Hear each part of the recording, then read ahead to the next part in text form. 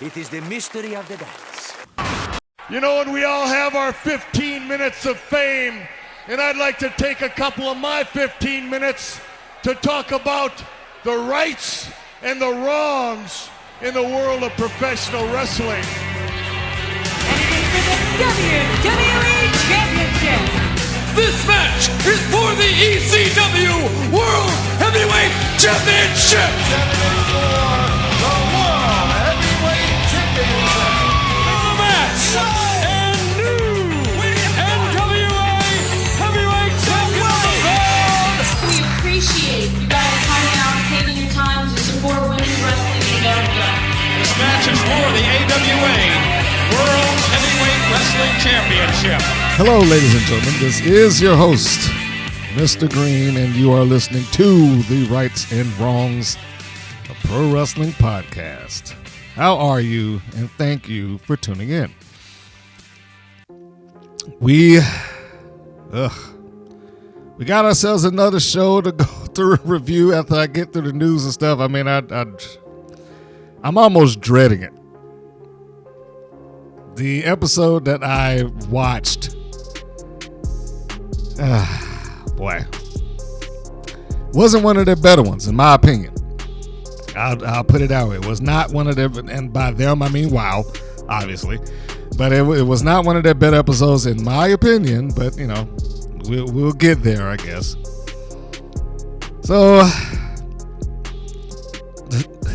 before I even go off into the news, I feel like I need to just preface this a few things with WOW, and then partially with my setup to do this podcast. And well, I might as well just say that now since it brought up. I am not aware, as I'm recording this right now, I am not aware of how this will present itself either on YouTube or whatever podcast platform you may be listening to this on.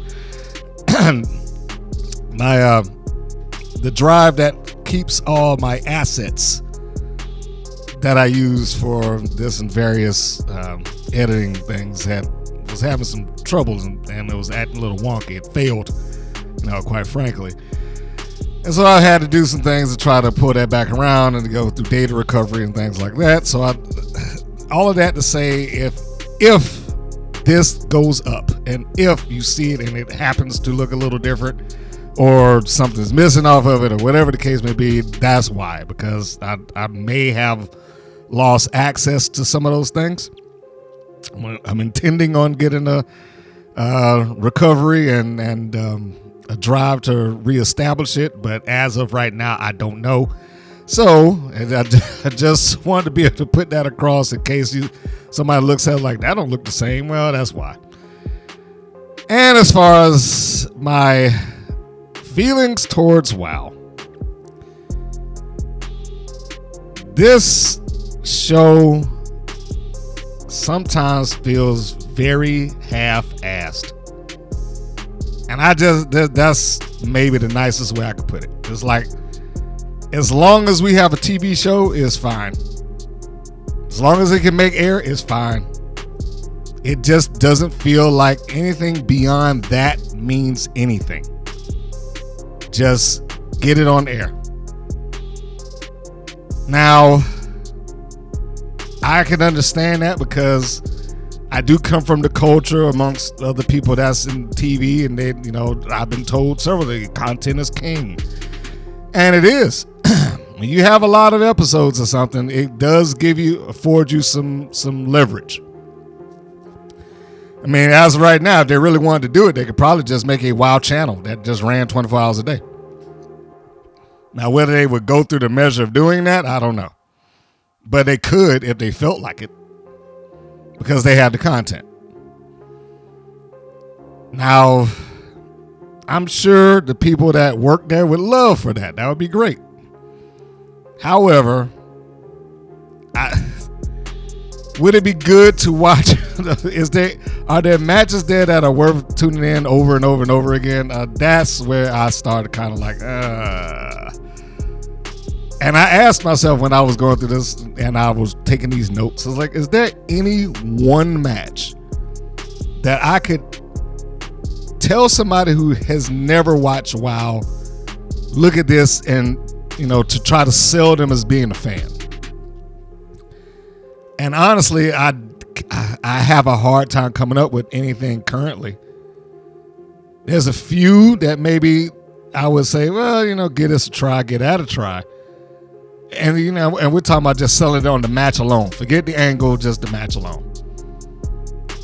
Maybe back a couple of months with Allen Dynasty versus Fab 4, maybe that. Maybe Pink versus the Beast, the first go round. Maybe. I mean, it's really hard for me because most of WoW's best matches would be, what's a nice way to say it? A lower card match elsewhere. That's pretty much the best I can get for it. But anyhow, before I get drug off on that, let's hit some news, views, and updates. I do not think it's any sort of surprise that Natalya, aka Natty Neidhart, re-signed with the company. As reported by PW Insider Elite, there have been speculation for some time, but the fact that she has signed back is not some sort of big shocker. I personally would have liked her to take a little hiatus, gone somewhere else, because she can still go. I mean, she posts like these training videos with her all the time, and it would have been nice to see her in a different environment because much like what Dolph Ziggler was in the WWE, I feel like, well, you know what? The regime has changed, so I might need to hold off on that assessment. But but much like what he was up to a point, I think that they felt comfortable in having Natty Neidhart or Natalya be the one that kind of was a gatekeeper or the test, if you will. Put them in there with Natty at the end. If they can have a good match with her, they should be able to have a good match elsewhere. That seemed to be like her role. She didn't have anything necessarily big, and maybe she doesn't want it. I don't know. But it would have been nice to have seen her in a different environment for a little while. I still would like to see her in a different environment, and it's not off the table. I don't know if it's something that she would do, but it's not off the table yet, considering the exchanges that the WWE has done in the last couple of months. So fingers crossed. Maybe it still could happen. It's always fun for me as somebody, I still enjoy my video games, my Xbox, even the old PlayStation. So it's always fun for me when you get the wrestling game, but it's even more amusing when I see a wrestler that appears in something else entirely different. And that's the case right now. Rhea Ripley is featured in the Call of Duty Season 5 trailer. She is a character. That's right. You can play as mommy as a different thing in wrestling altogether. I did watch the trailer. She looks good. Other than the fact that the only thing that I didn't like with the trailer, she's, maybe this will change once you play the game, but she seemed very stone-faced. It's like they didn't do any animations on her face or whatsoever. It was like we scanned her, and the stone face that she gave is the face that she gives throughout the entirety of this. Like no emotion whatsoever. So maybe she will be tweaked or whatever the case may be. But they also had like a little wrestling ring, and they had the guys in there doing wrestling moves, at least like 2 or 3 of them. So there's a little twist there, a little add-on. And I say good on her. That is how you know when you start getting people who are becoming stars. I know Jeannie Buss, and I'm sidetracking right now. I know Jeannie Buss is like, I want, maybe one day our Wild Girls will be as big as Dwayne The Rock Johnson. Well, they ain't going to be the way that you keep booking them. But I doubt that she's booking it at all. I think that she just signs the checks and walks away. Just do what you do and leaves it at that. Probably knows little or nothing about her own show or product. Maybe doesn't even watch it. I wouldn't be surprised if she did. But that's neither here nor there. Congratulations to Rhea Ripley. And you can play as her on the new season of Call of Duty. So there you go, folks. It will be available on July 24th. That will, as I'm recording now, was that next Wednesday? Sorry, yes. July the 24th is a Wednesday. So you got that coming around. And for you gamers out there, have fun. What else? What else do we have going on out there in the world of women's wrestling before we move into the WoW? Speaking of Ripley, she has returned. And I have to say that I bring her up to say that I do believe this is the best thing that has happened to Liv Morgan. Beforehand, Liv was just another kind of bland babyface, in my opinion. But this is what it takes. I mean, this is everything that I say. Sometimes you have to either go through some changes. In the WWE's universe, it would be changing brands or flipping heel or whatnot. With every other wrestler, it might be going to a different promotion. A lot of times it's going to different promotions. Because, and I can't say it enough, every so often you get somebody else that gets a different image or a different view of you or perceives you a different way and like, hey, you know what, you should try this or you should do that thing. And then they try it and they just move on and it becomes something new that they have in their arsenal. It is a constant and ongoing learning experience.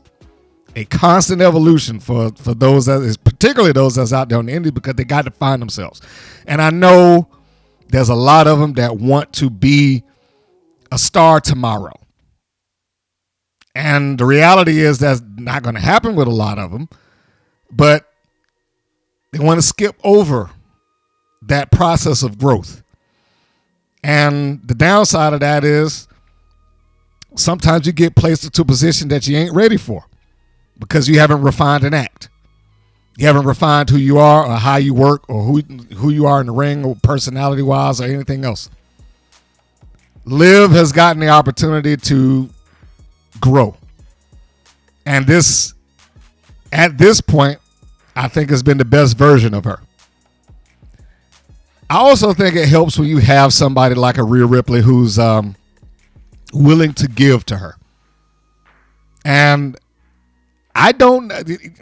Originally, when Rhea left and Liv won the title, my mind was that, well, the second that Rhea comes back, she's going to get that championship. I was like, Liv's just holding it. Now, I'm not so sure.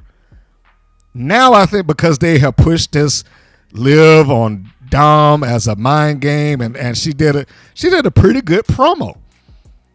I was intrigued with that. I don't know.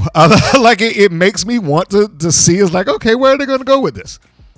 But that's what you want. That is what you want. You want some level of intrigue to where you will tune in and let me see what is going to happen. I'm interested in seeing SummerSlam, their match, to see how this is going to go. That is what it takes. Not people doing storylines and abandoning them, doing ridiculous crap on TV that no normal, sane human being would do. Personal issues. That's what sells. I'm sorry. I know some promotions out there don't want to kind of adhere to that. But personal issues sell. They always have, and they always will. Moving on. Speaking of the WWE, I wanted to also bring up one Roxanne Perez, the NXT Women's Champion right now. If you have not taken the time to see the promo that she cut about herself and why she is the prodigy, I think you owe it to yourself to see it. If someone in WoW could make David McLane or Selena made Jeannie Buck, whoever is in charge of creative, sit down for the 3 minutes or whatever that promo took, they should probably do that too. because that is how you sell somebody. Not 30-second promos that they don't get the chance to speak because somebody was holding the microphone or they cut the thing off. She got the chance to sit down and do one or two things. First thing was she put herself over. She put herself over big. And keep in mind, NXT right now is in somewhat of a rebuilding phase. I said before, the thing with them and TNA is great because, truth be told, right now, TNA has more stars than NXT does. They got more people that's known than NXT does. Not necessarily more talent, but they just have more people that are known. And that's good on them that they can move them back and forth like that. So they have to try to build somebody. Her going over on Jordan Grace helped build her, which also she brought up. She talked about the championship, that she would hold it as long as she chooses to hold it. She talked about being a veteran, having wrestled 9 years before she was 21. That's what she said. Now, I'm going to stop on that just a second. And I hate to pick on, and I'm not picking on her, but I hate to use Steffi Slays as the example here. But I have to, because I can recall when the commentators, put Steffi over as a veteran to WoW. And I was really kind of taken aback by that. Now, Roxanne Perez can say that she's a veteran, having started early and wrestled up until this point and gotten to, basically one of the biggest stages in the world. And this isn't new. First time I heard about her, there was a different, she was going under Roxxy at the time. And there was a different Roxxy that I knew, rock and roll Roxxy out of Tennessee. But the problem is that Perez had started making that name so big that the one in Tennessee essentially kind of gave the name up because it was becoming confusing. And Perez was moving around, from one promotion to the next, taking, as many indies as she could. Then she went to Reality Wrestling, and she became a, pretty big deal there. And that opened the door for her to go to WWE. Her saying that she was a veteran, you can go and you can research and it holds water.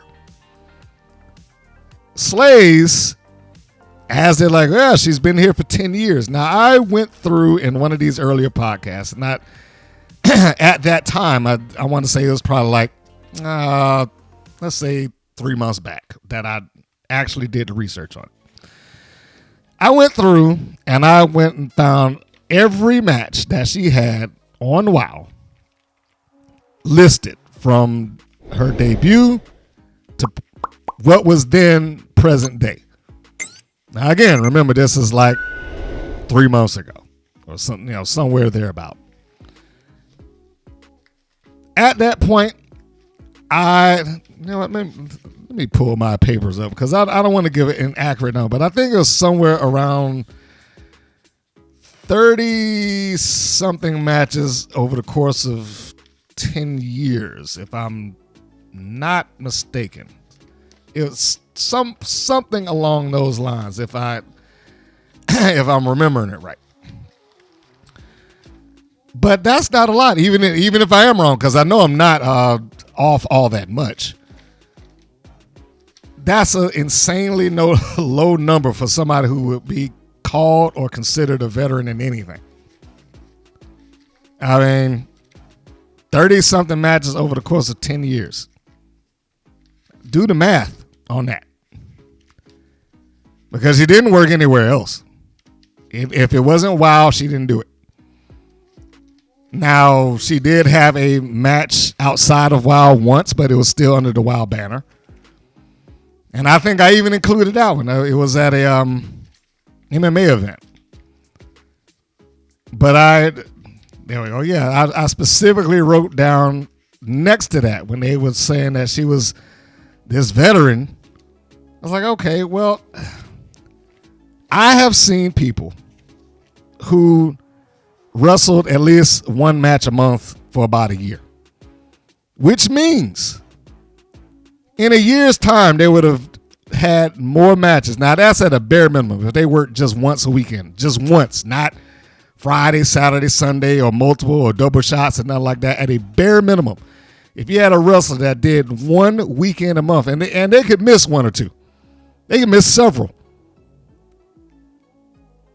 they would have accomplished like 48 matches, which is more in a year's time than she did in 10. So that's what I was like, it's hard to place her up as a veteran because even now she probably is less than 50. All due respect to her. The announcers on the WoW lose more and more credibility with me day by day, but we'll get to that as we get into the full-on review. I wanted to make it a point to bring up some other stuff. Now, we're still in the news, views, and updates, but this is going to rope itself into WoW now because they had some things that I felt like needed to be brought up. First thing being, you all know how I feel about referee Ben Scheinberg. I am, admittedly, I am not a fan because of how he presents in the ring. Is stand there, wave arms, look confused. Hey, guys, stop. Is that.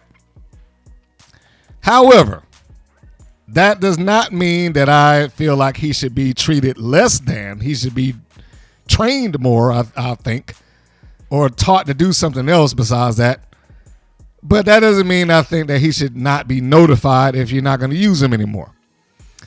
Which apparently, according to, I believe his Instagram, he was not notified about not being booked. He is listed as PT.II Ben and wrote the following, or wrote. You know what I'm saying. Typed, wrote, you get it. He put up the following. It hurts to hear from a second party that the refs are booked, and after 6 years, suddenly I'm not. It comes at the same time as my GCW departure, but I'm on to the next chapter of my life and looking forward to it. I'm grateful for the experience and trust during my time there and will always cherish the friendships I made because there are a lot. Sorry, it only lets me do 10 pictures. Peace, love, and blessings. So the picture that was posted on this particular post to notify that was him with Exile. However, you get the point here. He never mentioned WoW by name in this post. You notice he never mentioned them. But considering that the picture is leaning towards him and some of the WoW talent, it's like, all right, well, it appears that he's been not booked. I'm not going to say let go, but he has not been booked to return to WoW. But the thing that gets me in that is that the first line there, it hurts to hear from a second party. Is WoW not telling people things that are pertinent like that? They just let them wander off and like, okay, well, see you when we see you. Because that's messed up. I mean, at the very least, you can give them an email like, hey, we thank you for your service. This next set of tapings, your services are not required. We hope to use you in the future. Something, I mean, phrase it nice. Give them, send them a check and then, hey, we'll catch you on the next go round. But to not tell somebody or for him to hear it from somebody else, that'd be like if somebody on WoW right now heard through this podcast, like, yeah, and so-and-so got fired. And they'd be like, what? That would be messed up, man. And this is, and again, I fully admit I was no fan of his work in the ring. I fully admit that. Because I'm not going to turn around and be like, well, man, yeah, he was great. No, I'm not going to do that. But also a little decency, a little respect. Give some notice. Like it's not like you had to pick up the phone and do it. That could have been through email. Now, email may have been insensitive, but it's better than hearing it from somebody else. Like he said in the post, a second party. Why would you have to hear that from a second party? I find that messed up. And it only goes back to when I said it feels like WoW does not do well communicating with people. I can recall one of their talents, an alleged genius, when I interviewed her, was not aware that WoW was canceled by Access TV. I noticed she was not aware that show had been canceled. I told her that. That came, again, from a second party. Why should she be hearing that from me and getting that information? That should have came from the office. Hey, we're no longer on Access TV. We're working to get someplace else. Whatever. But as it is, this is not a first-time thing. It's happened kind of here and there amongst a couple of people, but it's happened. Like, we just don't tell them. And I don't think that's a good business practice from WoW. Especially now, I know that they're on paper it's a 20-year-old company. And I stress on paper because, come on.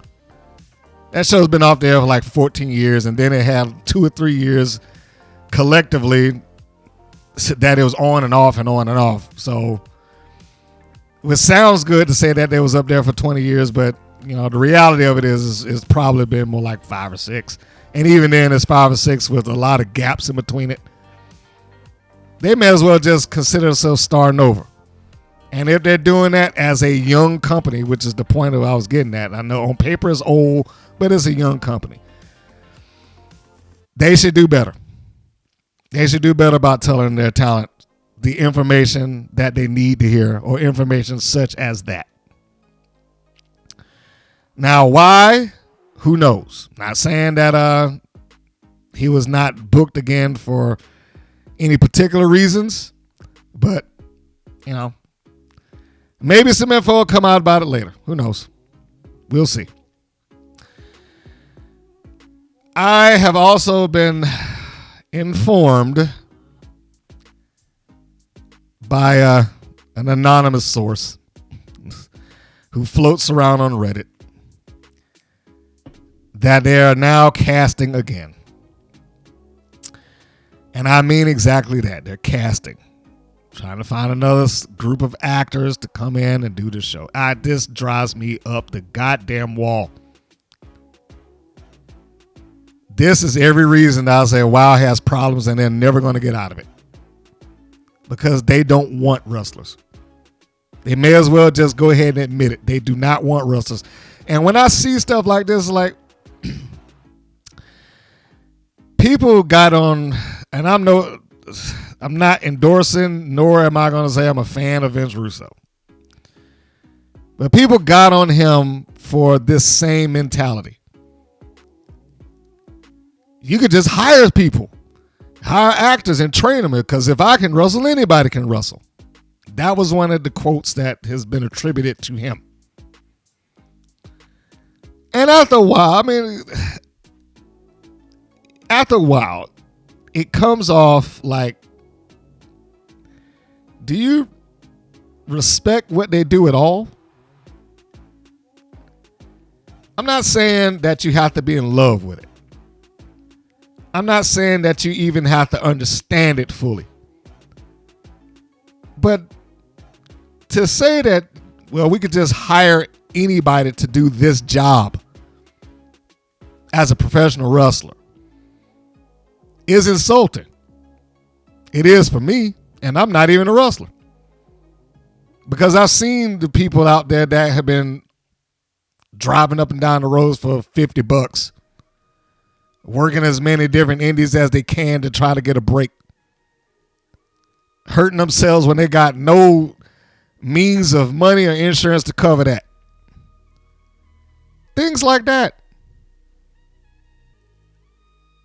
To have somebody just like, yeah, we'll just hire you and we'll just train you, and 3 or 4 months later we'll just stick you in a ring to play the character that I came up with because it's such a genius role, it's insulting. I can't really even say it any better than that. It's insulting. am going to read this first post and then I'll get to the second one because the second one I hate worse than the first. And it is pretty much the same thing that I brought up before. It's like if you read this, aside from the name, you wouldn't know anything about this has anything to do with professional wrestling.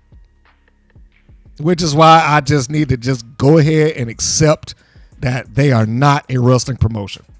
It's a TV show, and I just need to get over myself and accept that. It's a TV show, nothing more, nothing less. They do not care about whether they have trained wrestlers in there or not.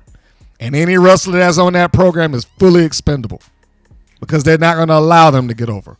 They're not going to allow them to have the match that they've been training to do. They're not going to allow them to get their personalities on TV. They're not going to allow them to be the people that they could be because we'll just get an actor to do it for us. So anyway, On the Spotlight is what it was listed under. Seeking talent from Los Angeles, California, roles pay up to $24,000.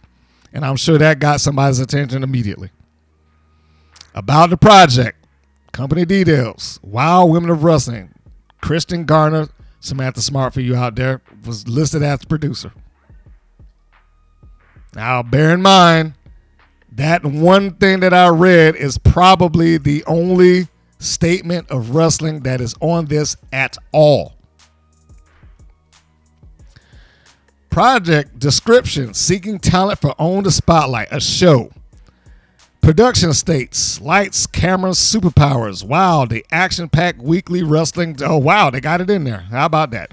Weekly wrestling superhero series. God damn it. And immediately take it back. All right, so let me just start the sentence again.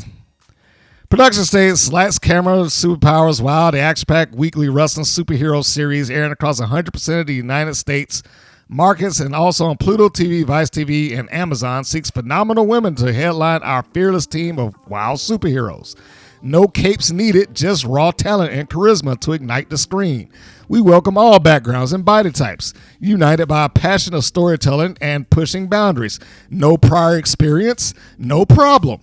WOW provides comprehensive training in Los Angeles led by industry experts, transforming you into a real-life superhero. All right. So they mentioned wrestling twice. Hooray. And they couldn't just leave it at wrestling superhero series. What is a wrestling superhero series? Who there has superpowers? Is somebody flying around or using heat vision or turning invisible or bending goddamn steel or fighting supervillains or whatever? Who there has superpowers? And I didn't do the research. I haven't checked into it, but I'm almost positive that it does not air across 100% of the U.S. markets. I've seen people like, hey, I don't see it anymore. It used to be on my CW. It's not there now.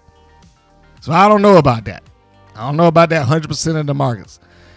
Also, I do not know about them being on Pluto. They have aired on Pluto TV, but they aired old episodes on Pluto TV. It's not new.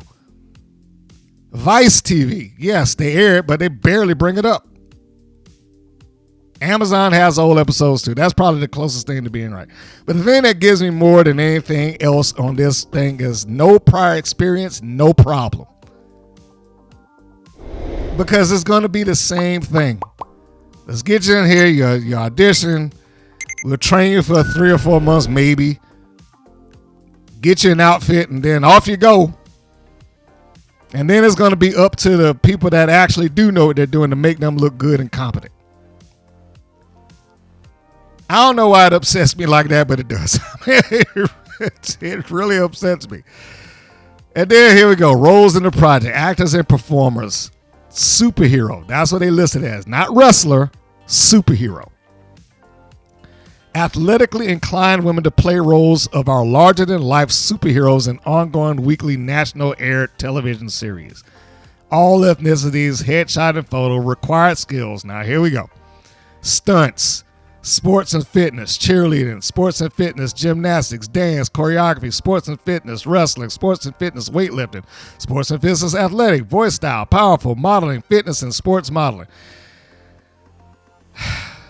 So they have one other mention of wrestling amongst all this other crap. I am completely convinced that 90% of the people that audition for this do not have a clue that they're actually going to be wrestling.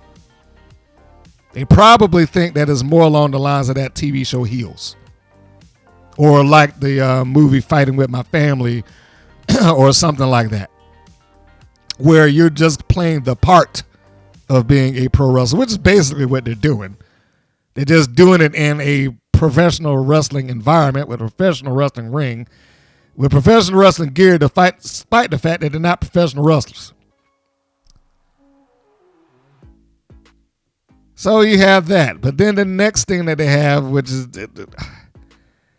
equally as annoying, is the role of Jenny Justice, an all-imposing lawyer. This is also posted by Wild Women of Wrestling and also by the producer Kristen Garner, a.k.a. Samantha Smart. The project description seeking a female to play the part of an all-imposing, powerful lawyer for an ongoing national television series of Wild Women of Wrestling. So let's look at this. Jeannie Justice storyline. Jeannie Justice is okay. Let me before I even go to these names drive me up the. Try not to curse. Drive me up the wall. Jeannie Justice. I can remember when Shane Douglas called the WWF Cartoon Land, and I think we got a new king in town, queen in town for that. Wow. Women of Wrestling is Cartoon Land. Anyhow, storyline. Jeannie Justice is a lawyer representing a woman that is claiming a dangerous workplace environment. An all-imposing lawyer with commanding presence and voice and intimidating force. Additional materials. All-imposing lawyer with commanding presence and voice and intimidating force. I mean, that's kind of redundant, but that's how they wrote it. Storyline. Jeannie Justice is the lawyer representing a woman that is claiming a dangerous workplace environment. I compel the management of this company to examine the details of what is transpiring in the spotlighted work venue and diligently represent adversely affected workers pursuing bona fide claims centered on hostile conditions. Telling factors underscore the unlawful behavior essentially showcased by abusive behavior targeting my client, notable aggressive and provocative comments about my client, continued harassment, especially involving physical abuse, failure to act by a manager who is aware or should be reasonably aware of workplace hostility. I don't know how they're going to work this in when 90% of their things are supposed to be, they bullied her. So it's what's supposed to represent everybody. Continuing on, here are the sides that they put down for her, whoever's applying for this. My client has a right to feel safe in her and secure in her employment, coupled with a reasonable expectation that she will not be selectively singled out in a harassing or derogatory manner. A hostile work environment need never be endured. We are here to secure a better environment for my client and others seeking your company provides meaningful legal remedies to benefit my client. Who wrote this?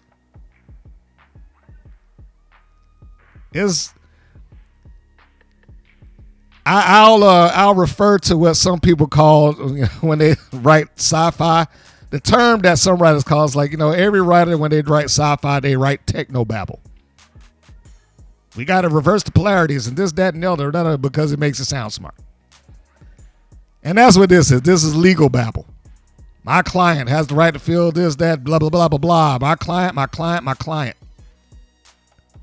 Meaningful legal remedies to benefit my client. Hostile work environment is legal babble. I mean, come on. And what difference is it going to make? Allegedly, when he had the greatest attorney in the world present him with a piece of paper, he being David McLane, he's like, this means nothing, and threw it away. So what is Jeannie Justice supposed to do? Is she now the greatest attorney in the world? Oh, I'm sorry, imposing lawyer. I dread this. I actually dread this. I am not looking forward to this at all. And I do believe some of the people that's on the Reddit posts about this when they say that this is probably a shot at the Tonga twins. It would not surprise me that was the thing. Well, you know what? We'll just have something to say that we don't have bullying here. We'll just legal remedies and et cetera, et cetera. I fully think that storyline, whatever it happens to be, whenever it happens to occur, to whomever it happens to occur to, is going to be as stupid as everything else that they had done up until this point. And I'm sorry to say that because, you know, there are people that are on the Wild roster that I really like. I mean, I really do. There are several people that I think that are extremely talented. And it doesn't take much to even come up with it, whether we like them or not. Because I know some people like, I don't like so-and-so. Well, look, I'm not saying that, but there are some talented people that are on that roster who were just chained to the fact that that they're loyal to WoW. Because I'm sure to give up a national television spot, like to the ones that decided that this ain't for me, I give them a lot of credit. Because that takes guts. It takes guts to just walk off and be like, you know what, I'm just going to bet on myself and go someplace else and try this, you know, in a non-televised environment or whatever the case may be. But there's talented people that's on that roster who just have to dumb themselves down, for lack of a better term, to try to exist in the WoW. I've been told that some talents there are fully aware. I mean, in response to things I've said here, they're fully aware that how this has made them look on TV. But, you know, they do what they have to do. This is what and I get it. It happens in a lot of different environments. Sometimes you just have to do what is necessary and just get past it. And this is one of those times. But just think about the people that's there who are really good. Gambino, Ozzy, Garrett, Del Rey, Nino, I couldn't think of her name, or Siren the Voodoo Doll. Nino Monet, Siren the Voodoo Doll. You know, she's good at what she does, and I'm just naming a few off the top of my head. But you get what I'm saying. Despite the fact that I dislike the gimmick, Big Rig Betty and Holly Swag. There's talent there. There's a lot of talented people there. There's a lot of talented people that have been there and left. Glitch the Gamer, Robbie Rocket, Flores, Rodriguez, who I think left for, you know, more religious reasons rather than just wanting to quit. But the point is made. I mean, you know, it's a lot of that. There's a lot of talented individuals there who have to put up with that. I cannot imagine that everybody there is happy that they just hired an actress anytime they want to get somebody else. There's thousands of wrestlers out there. And I can guarantee you that any one of them could probably suggest a talented person to play that part. I can fully imagine that any one of them that's been on the indies, take your pick, know at least 3 people that could have at least attempted that. Anyone. That is the number that I'm going with. Any one of them know at least 3 people off the top of their head that could have attempted any role that WoW wanted to put out, but they don't want to do that.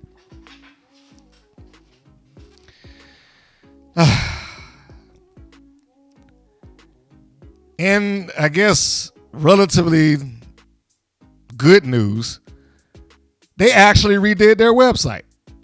WoW has.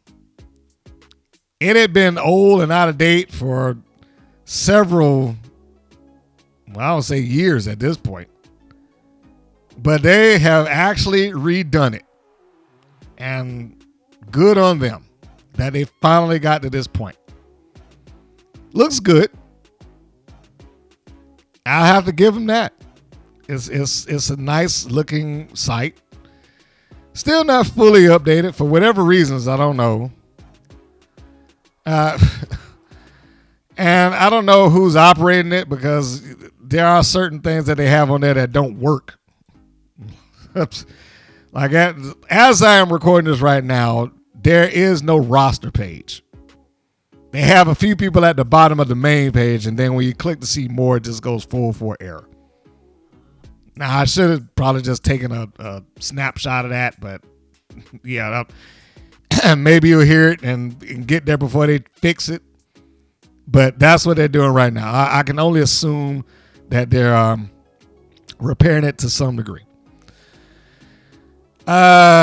Two other things along with this. I understand that WoW is getting a new ring announcer. So Lauren Huckley, who probably left because of hostile work conditions. Well, imagine that. There's irony. Where's Jeannie Justice at when you need her? She should sue. She should say these two morons came in there and rusted beside me and didn't give me a chance to get out the goddamn ring. So anyhow, they have a news section on there. Most of the news is old. It's anything that has been produced by some other place that they can kind of stick onto their website. One of which was Jeannie Buss empowering women through wrestling. Now I read that one because I know that she's going to be at the San Diego Comic-Con and she's got her thing that she wants to talk about, empowerment and women in sports and et cetera, et cetera, et cetera. This is also where she brought up that, I'd love to see one of our stars become like the next Dwayne Johnson. I was like, ha, you fool. So I listened to this, and look, I know that she means well. I do, but it amazes me that wrestling gets placed in this position where no other thing would be. Like, if you were to take any actress that was reasonable about her craft, and if I just took some charismatic dude off the street and then gave him a TV show, they'd probably be upset about that. It's like, well, I've been studying acting for most of my life. I know the techniques and this, that, and the other, took classes, and he has a job and I don't. Yeah, that's what that's pretty much like. It would be like taking couple of guys just at a rec center and then signing them up to the Lakers. You never played basketball before? No problem. We'll train you. But that'll never happen. Only in shows like this because they don't care. Now, having said that, and seeing Bus and talk about, I wish I was a couple of years younger and I'd want to be makes me want to get in the ring. Well, you know what? They probably should have. And I don't mean that as a joke. They probably should have. They probably should have trained her to do something and got her into the ring. If for no other reason than this, Jeannie Buss getting in anybody's wrestling ring is going to make news. That's just a fact. If they took the time to train her to do a basic wrestling match, not anything fast. I mean, look, they train every other person that comes up in there. Why not her? And the matches aren't like they 20 and 30-minute classics. Sometimes they go 3 minutes. Put her in some tights, exercise gear, let her learn how to run the ropes and tumble and take a fall and all that good stuff, and put it in the ring and advertise it. I would. Because like I said, whether she's good or bad at it, she's going to get attention on their product. But now I'm not sure if that's the attention that they want. But think about how many sports outlets would pick that news up just because she's there. That's one thing I can say. Being around certain promoters got me in mind of. sometimes they're trying to do things to get attention. Now, I'm not saying do everything like under the sun, because I don't agree with like, we'll just have light tubes and stuff like that, and the violence will make people come. I'm not, because there have been one or two of them that felt that way. I was like, I'm not going to endorse anybody beating themselves into powder for $75. But in this case, I mean, you get the point. It's an attraction. She would be an attraction in one way or the other. Even at this age. I know she's listed as being like 62. But she could probably still get, I mean, look, she wouldn't be the only one. The only difference would be that the ones that are doing it at 60-something now are people that did it, a long time, and they knew how to adjust themselves so they didn't get hurt. She probably would not be able to do that, and she probably wouldn't have the psychology. She would need somebody to walk her through completely or have it completely memorized. I mean, and you would have to do things to cover up the fact that she's not good. And it would be stuff like, hey, she can't do this one-on-one. There's got to be a tag match, probably multi-person, so that they can do the bulk of it and then just let her go in there and do one move, drop an elbow, and pin them. Just so they can say that she was in a wrestling ring. Which is pretty much what WoW does right now with several of their talents to begin with, and we'll get to that. Is there anything else that's on here that is annoying me, that makes me want to say something about WoW and the nonsense that they do?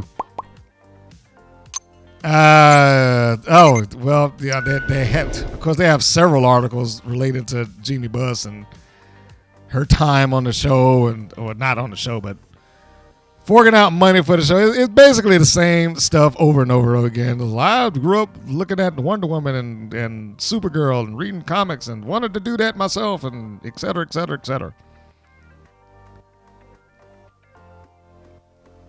But, one of the things that really got me with this,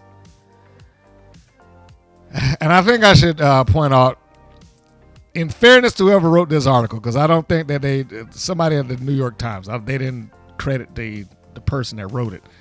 He actually did put in the fact that their average viewership is somewhere around 258,000 viewers. That's the average that they ran at the time. Now, keep in mind that this is an old article, and the percentages have changed since then. So they probably have dropped down if I was a betting man, because he was making that as a comparative note to like SmackDown and Raw and stuff like that, which those numbers have gone up. And they do not command those type of ratings. And at this rate, they probably are not going to command those type of ratings. But like I said, in fairness to whoever wrote it, he actually did touch on that. So, good on him or her. Anyway, I think that is most of all the good stuff that's going on there in WoW, or at least news related to WoW. So it may be time to move on and actually get into the review of the episode that I was trying to delay myself from getting to. So I'm going to take this break, and then we'll come back. It's review time.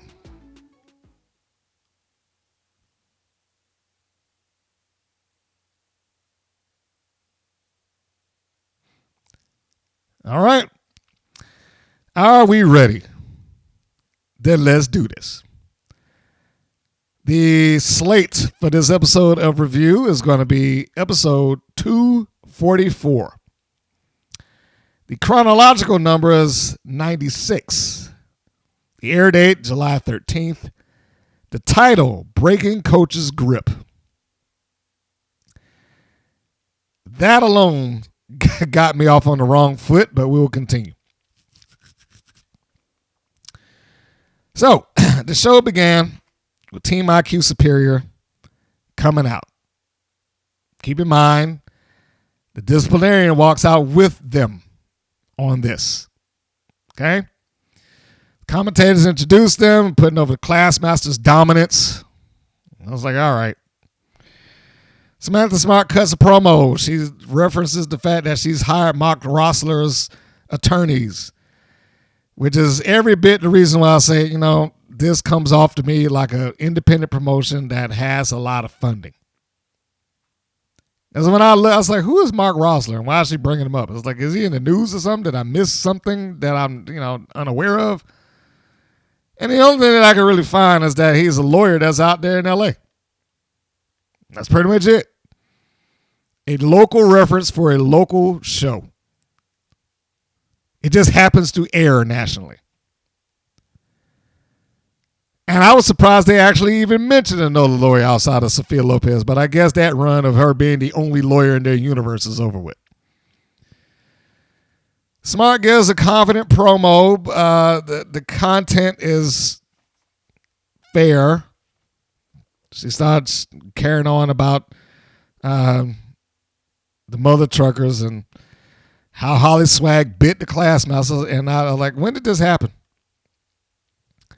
When did Holly Swag bite her? Did I miss that? Was this in the middle of a match? Did this happen backstage? When did this take place? Is this supposed to be serious? Is this her just making stuff up? I don't know.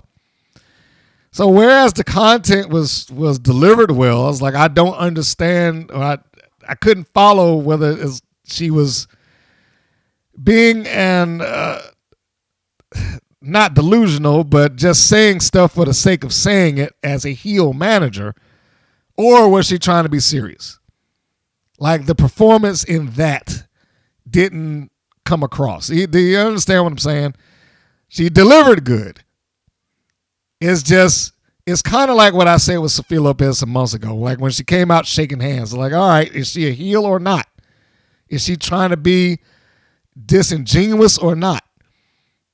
It always comes back to me saying it's those little things that you can't really tell.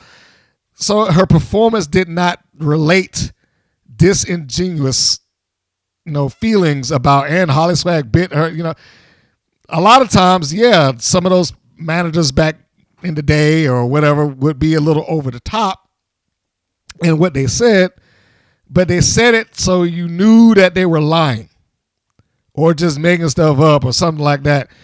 Here, I don't know because I don't remember whether she was bitten or not. I don't think so, but I can't say for certain. So, yeah, it's one of those things like, all right, there's a gleam of it being good there, but there's also you seem to be missing the point of how to be the manager that you could be. So, and like I said, remember, the disciplinarian comes out at the beginning of that. Doesn't say a word, but she comes out in the beginning of that. And also, the classmates are standing next to her doing her normal comedy shtick. Pointing at the book, pointing at her head. Again, is this supposed to be that she's the doofus muscle that thinks that she's smart, or is she actually telling people to read a book? I don't know. Why? Because she almost never says anything. Like most of them there. Which is another reason I don't understand why anybody other than the paycheck, why any actress would take this job. This is not going to do anything for your resume. They're not going to care. I don't know at what point it became like this perfectly acceptable idea that if I'm in wrestling, then I could just translate myself over to acting, no problem. And now it's like in a full circle. Well, if I get a job as a wrestler, I could put that on the resume, and then I can run off and act. Well, I got news for you. The people that get those things like that, like your Dwayne Johnsons and John Cena's and Dave Bautista's, look what they had to do. They had to be stars. They had to be world-renowned stars to get that. So I don't think that's going to happen for anybody there. But I also think that the second that one of those actors who are playing the part of a wrestler on the show gets the gig that they really want, they'll be out of there so fast it'll make your head spin. Next segment, All-American Girls and Ariel Sky and Top Tier Feud is recapped. The commentators pitched the opening match. Next segment after that, Siren and Chainsaw come out with Angelica Dante, and the Fierce Sisters are getting ready to come and confront them. And this is where we start going off the rails. So, Siren the Voodoo Doll and Chainsaw come out. And Lauren is standing doing what she does. When they get into the ring, there's a little bit of a recap as to why this is supposed to be taking place. They show previously on WoW where Roxxy is like, hey, what are you doing to my sister? And then comes across the guardrail without any security stopping her or making any plays to keep her back or anything like that. And she gets the leg of Chainsaw and shoves her out the way and all that good stuff. So they show that, and to their credit, they started off charging the ring, which I guess showed some level of fire. But they decided, while Lauren is standing there in the middle, that we're going to drop kick our opponents on both sides of her. And it's like nobody thought that through. So they both do the drop kick. They both fall, as you would, because gravity. And Lauren can't do anything. She's stuck. She can't go anywhere because these two knuckleheads decide to do that and kick off the match. So they have that, and then they finally push the opponents to opposite corners so that she can get out. And of course, Dave goes, "Oh, Lauren, she's been falling over. I can't believe her leg might be broken," or whatever dumb nonsense he said. So the Fierce Sisters are in the ring, and now all of a sudden Foxy is a fighting machine because before she couldn't do anything, and she was terrified at the sight of Chainsaw when she came into that dressing room 9 months ago. Now she's ready to go. So she gets in there and she does her thing. Match is not important, so we're not going to go through the play-by-play of that. I can only say that I'm pretty sure Nina did what Nina had to do to try to make this thing functional. Because she's the only person that's in this ring that I'm aware of that has any sort of legitimate, long-going wrestling training and or experience. And for that, I am just going to say, Nina, I'm so sorry. I am so sorry. I hope that this gets you someplace else. I am so sorry because I do not see where this thing could be useful at all. So anyhow, she tags out, Chainsaw tags in, Foxy just goes right out the forearm shots and just not afraid at all anymore. And she's getting up a fight. Now keep in mind that most of this was built around the idea that this is Roxxy Fierce's debut. Okay? Important piece of information there. This is Roxxy's debut, and they have built towards this. Next week, fans, is the debut of Roxxy Fierce. Remember that? Okay, so this carries on. Foxy stays in the ring, and she is just pretty much a one-man gang and taking on both of them because she never tagged out. She never tagged out of this match. She does get put out of the ring momentarily, though, after she knocks Chainsaw down with a rear end on the like a low rear end. And then she does the Superman pin. She pins her across the legs. I don't know if anybody's seen Colt Cabana do that, but she basically does that. Siren comes in to stop it and puts her out. Roxxy comes in and gets put right into a chokeslam position, but she's able to miss or duck underneath the double team that Chainsaw and Siren are about to do and does this double clothesline. Double clothesline looks good. She is still not the legal person here. She gets up to the second rope and she does a high cross body off the second rope. And they catch her.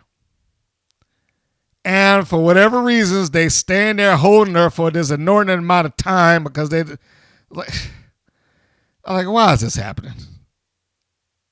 Neither one of them thought to all right, let's just dump her or throw over the top rope or slam her down there. They just caught her and then they stood there. And not only did we stand, we got to turn around now so that we can meet Foxy when she comes flying off of the rope so that she can cover both of us with Roxxy on top. So now we got this pile of wrestlers there with Roxxy covering the two of them, Foxy on top of her, and the referee decides to count. What? How is this legal?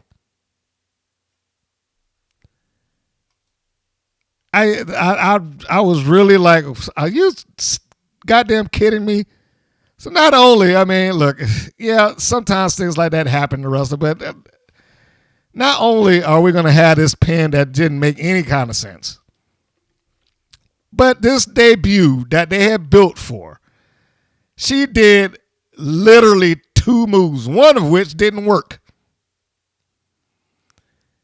Which tells me that the training facility must be crap. Like, yeah, she's been training for months. That's all you got out of her for training for months? First off, she probably shouldn't even be in the ring after a couple of months. But since they're on the idea that our training facilities got her to the point where she could get on national TV and wrestle a match, that one move that she did, like, yeah, are you supposed to be impressed with this? It was a grossly underwhelming debut. Absolutely underwhelming. And the only thing that they could even point at as some notable fact for them wasn't their athletic background, wasn't Foxy having a winning streak, wasn't that they had improved so vastly. It was that they're just Howard University graduates and they should be so proud. And they should be proud that they graduated from Howard, but what does that have to do with wrestling at all? Anyhow, this match probably went all of like 2.5 minutes, if that.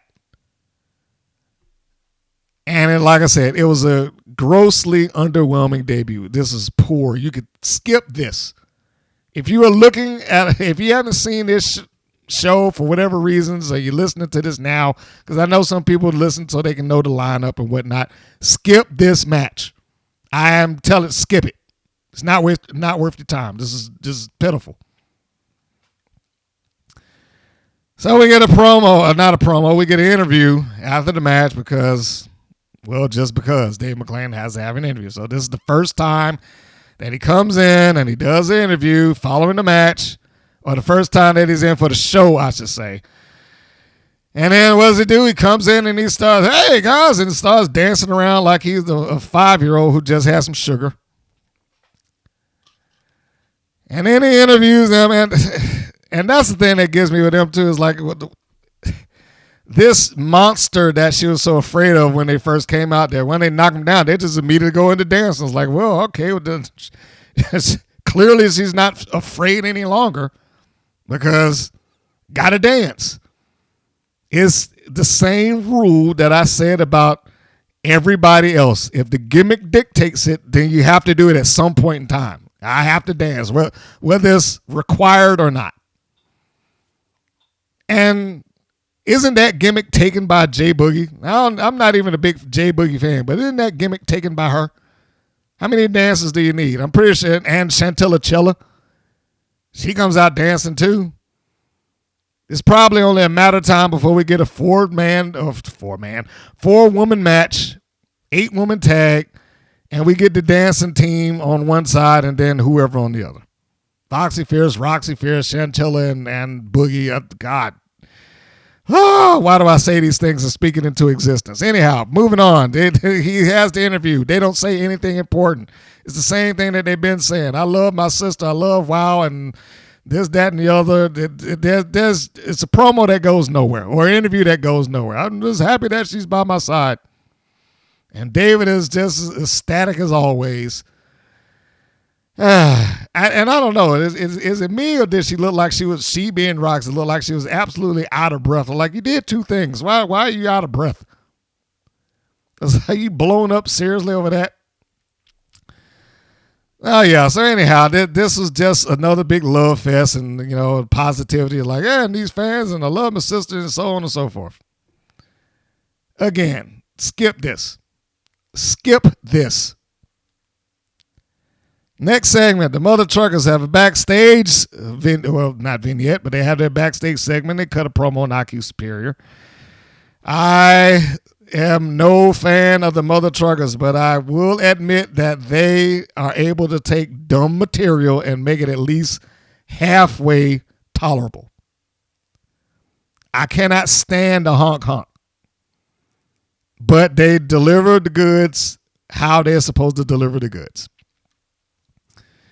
And this is just them cutting the promo on IQ Superior and commenting on the main event.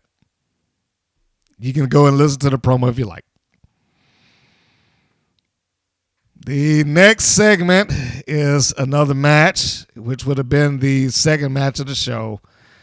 And here's where we go into another thing. And just as a sidebar, because I read somebody on the Reddit page talk about this specific episode. And you talk about me laying into it. And then, I don't know who wrote it. Well, let me flip over this tab real quick. Roll down a little bit. Give me a second. There we go. Weary Copies 6700. Strangest, most train wreckiest episode of WoW of all time. Now, I might debate you on that one, Weary Copy, but I'm not going to argue that is a train wreck episode. I still think, well, you might have a good point. I was going to say I still think episode 25 is the worst, but it's the worst because of all the false advertisement that they had going into it. This is just not a good episode just on the basis of it being not a good episode. All right, so we're at the Brat Pack and the Dojo Defenders. Nigel Zane made a big deal about Roxxy in the previous match in her debut as if she did a lot. She did nothing. She could have did that without any training. Run across here, stick out your arms, and clothesline them. All right. Because if that's the best example of training, then I really urge anybody that's wanting to get into wrestling to go someplace else and train right. Go to Booker T's school. Go to Ricky Morton's school. Go to Al Snow and OVW. Go anywhere. Just skip that, because if that's the best if that's the representative of the best that they got out of a month's training, you need to be someplace else. So the commentators oversell this like normal. Because, why not? I feel so bad for the Brat Pack. But we will get there also in a moment. And to Zantara out there, who's been so wonderful to comment and provide me the names, because I kept getting the goddamn Dojo Defenders mixed up, largely because I don't like the names and I didn't care. But she gave me the Dojo Defenders names to try to keep it in mind, because I just couldn't maintain it. It was just Defender Silver and Defender Black, which honestly I probably would prefer that. Dojo Defenders, Defender Silver, and Defender Black, because really, do they have a personality outside of that? I know the commentators try to put them over and sell some of the background, but if they don't speak on their own, then what difference does it make? So the Brat Pack comes out first. BK Rhythm grabs the microphone, of course. She's holding on to that. The Defenders come out. We got Karakai and Tara Strike. Now, the only reason I can remember Tara Strike at this point is because I know that her other name is Tootie Lynn and they both start with a T. So, they come out, get into the ring, and then we have a little change of pace because Gigi Gianni decides to do the opening promo at this point, which was, entertaining, I suppose. The Defenders come out and they do their karate pose down. They should have just called themselves the Karate Fighters. From that old toy from the WWF that they was Mattel's Karate Fighters from back in the day. That's pretty much what they are. So they end up, anyway, so BK hands the microphone over to Gigi. She does a thing, like I said, it's entertaining in his badness and that she tried. And Rhythm's like, okay, yeah, you got to work on that. And that was pretty much where the entertainment value in that match started and stopped. Match starts off with Kai and BK Rhythm. So Kai and Rhythm open this thing up. Rhythm really did not get the opportunity, and I say the opportunity to do all that much because the match did not go all that long.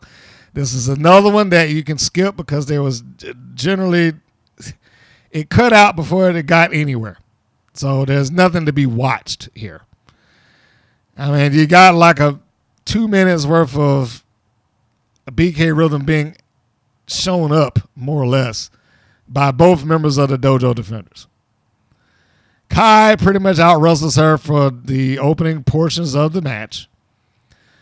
I still like the Brat Pack, but I've lost faith that they will go anywhere in this company just because they don't seem like the management, have any plans or desire or will or want to see them do anything beyond what they're doing. So here's where the match becomes interesting. A tag is made in to Terror Strike.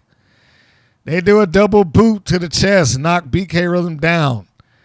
She goes for the cover, does Terror Strike. Rhythm's able to get out. And then Terror decides to do the rapid fire kicks to the chest. Now, I'm going to stop right there to say that I have not witnessed a bunch of Tootie Lynn's matches. That is her alias outside of WoW. I have not witnessed a bunch of her matches, so I don't know if this is a regular thing in her arsenal. I am completely unsure. The 1 or 2 times that I did see her, I don't recall it. So I don't know. Needless to say, this goes back to what I brought up with the Fierce Sisters. Like, if your gimmick is the dance, well, you got to do that at some point. If your gimmick is karate, well, you got to do that at some point. I've looked at this a couple of times to see, okay, what I thought went wrong. Did Rhythm lean down into it, or did the kick come up too high? And I'm going to say at this point that the kick came up too high.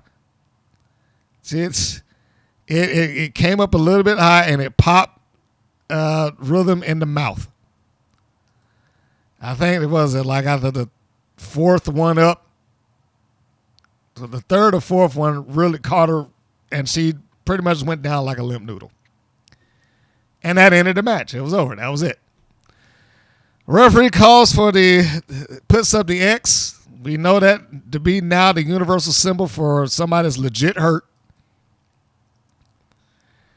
And then the ring announcer calls the match. Now, I'm not going to say that Dave McLane is uncaring or something like that. That would be false. I don't believe that to be true at all. But I will say, is it really necessary that he gets on the microphone and announce that they need medical help and that somebody's hurt? And I'm not saying that to be like, well, toughen up or something like that. I'm just saying the X going up by the referee is the sign that you need medical help and somebody's hurt. And people have eyes. And then, and not for nothing, the ring announcer is there. Is she incapable? She has a microphone in her. She just spoke 10 seconds ago. This match is no contest, due to injury. And then he has to get on the microphone right behind her like, yeah, we need help out here. We need medical help. EMTs, come to ringside. Somebody's hurt. I was like, is that really necessary? It's already explained. People can see that. You can stay on commentary and you can talk about it there. And the other thing that gets me about it, it almost seems like they just kind of relish in the idea that people got hurt on the show and on the Instagram. It was posted as BK Rhythm got knocked out. I was like, is that what you really want to put up there? Nah, this is just my philosophy. I'm not saying that they're right or wrong. Because, again, injuries are going to happen in a wrestling environment. That much I give you. And sometimes those injuries will be exploited. Whether it's right or wrong, sometimes those injuries get exploited. At the very least, treating it like, it was legit sport or whatever the case may be. So I can't get on them necessarily for that. It just seemed to me at that time a little tasteless to at least to label it that way. Like, yeah, she gets knocked out. Well, we know that. But are you trying to put this clip up there solely for the fact to show that she got knocked out? Anyhow. So, as stated earlier, she took one in the chin, BK Roseman. That put her down, and the match had to come to an end. So you got about a good, let's say 2 minutes into the match before she was down. Gianni comes over, shows a concern. Selena Majors comes from the back. The EMTs come out there while Dave McLane's mentioning all that stuff. And I know it didn't look, to some people, it didn't look overly devastating. So they thought it was like part of the show. But keep in mind, it doesn't take much to knock somebody out. It really doesn't. It doesn't take all that much to knock somebody out. That's where the term the glass jaw comes from, because it's not that you're rattling somebody's entire head. It's not just that you're hitting the jaw. You do something like that, you're rattling everything that's in it, including your brains. So I can imagine when you're taking a stiff kick to the bottom of your mouth that it probably would rattle you a bit, if not a lot. But fortunately, it looked like she was coming back around by the time she was walking off. I couldn't understand what she was saying, but I certainly hope that she's better. I know this was months ago. Hopefully it wasn't anything long-term or anything like that. But I can imagine there's probably another one to check off the list that had to go to the ER because of something like that. So the match was a no contest. The next segment is the contract signing. This is the signing of Penelope Pink, who came out with Lana Starr, and the Beast. Now, I don't know what this was about, but this goes, I feel like I keep having to go back and say, this is exactly what I was talking about. Because this is exactly what I was talking about. They went through everybody that the Beast could possibly have as an opponent of any sort of credibility to the point that they have to recycle somebody. I genuinely was racking my brains like, okay, how did this work? Did she win some number one contendership that I do not recall? She already had a match with the Beast a couple of weeks back. I don't want to, it probably wasn't all that long ago. That not only did she lose, but she lost clean. Never mind the fact that just last week she lost to Tiki Chamorro. She was beaten by Tiki Chamorro. And I'm not saying that as a knock on Tiki, like, well, she shouldn't have. I'm just saying, how are you turning around and having a match as the number one contender challenging for a title when they just lost to somebody that they portrayed on TV as being less than and the weakest member of the Island Dynasty? If anything, Tiki should have inserted herself into this. And it would have made some kind of sense. Like, how are you asking for a title shot? I beat you. If anybody should get a title shot, it should be me. Or something there along those lines. It should have kicked off possibly a feud of sorts between Chamorro and Pink. I don't know how that would have worked out, but it would have made more sense than this.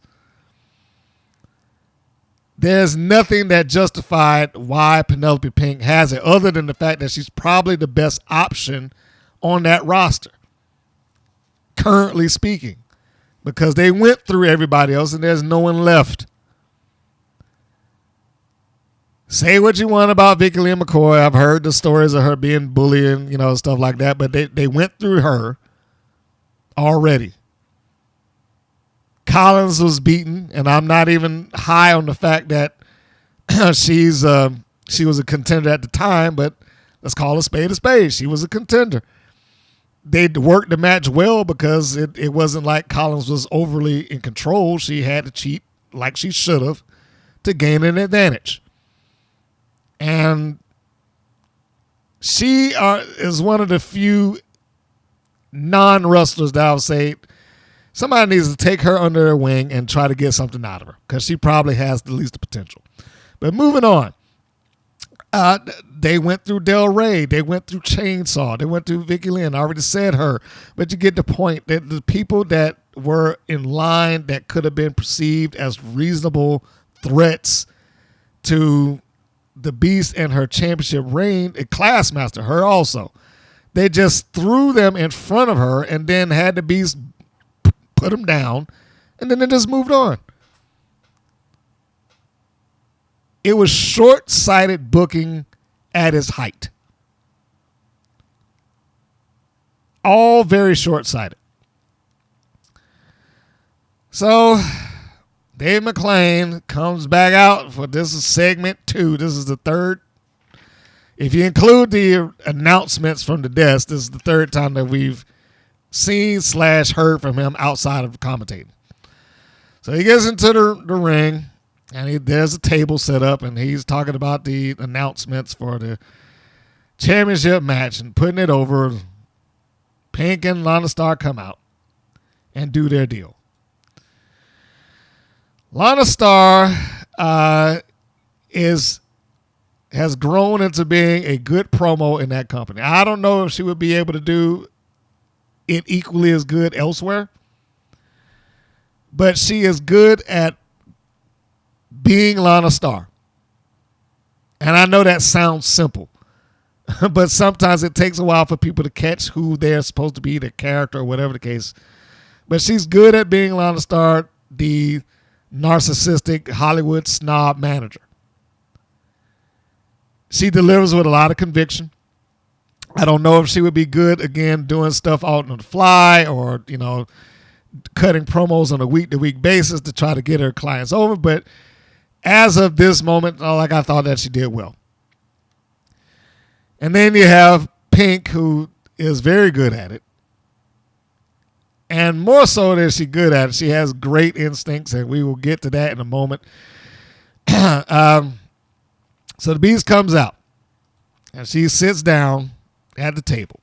Of course, Beast doesn't say a word because the Beast is a mute, apparently. If she's not growling through her teeth, then she must be a mute. The Beast sits and looks intimidating. Pink sits down. They had an odd kind of setup. I don't know why they weren't sitting across from each other like that, but I guess that's a minor point.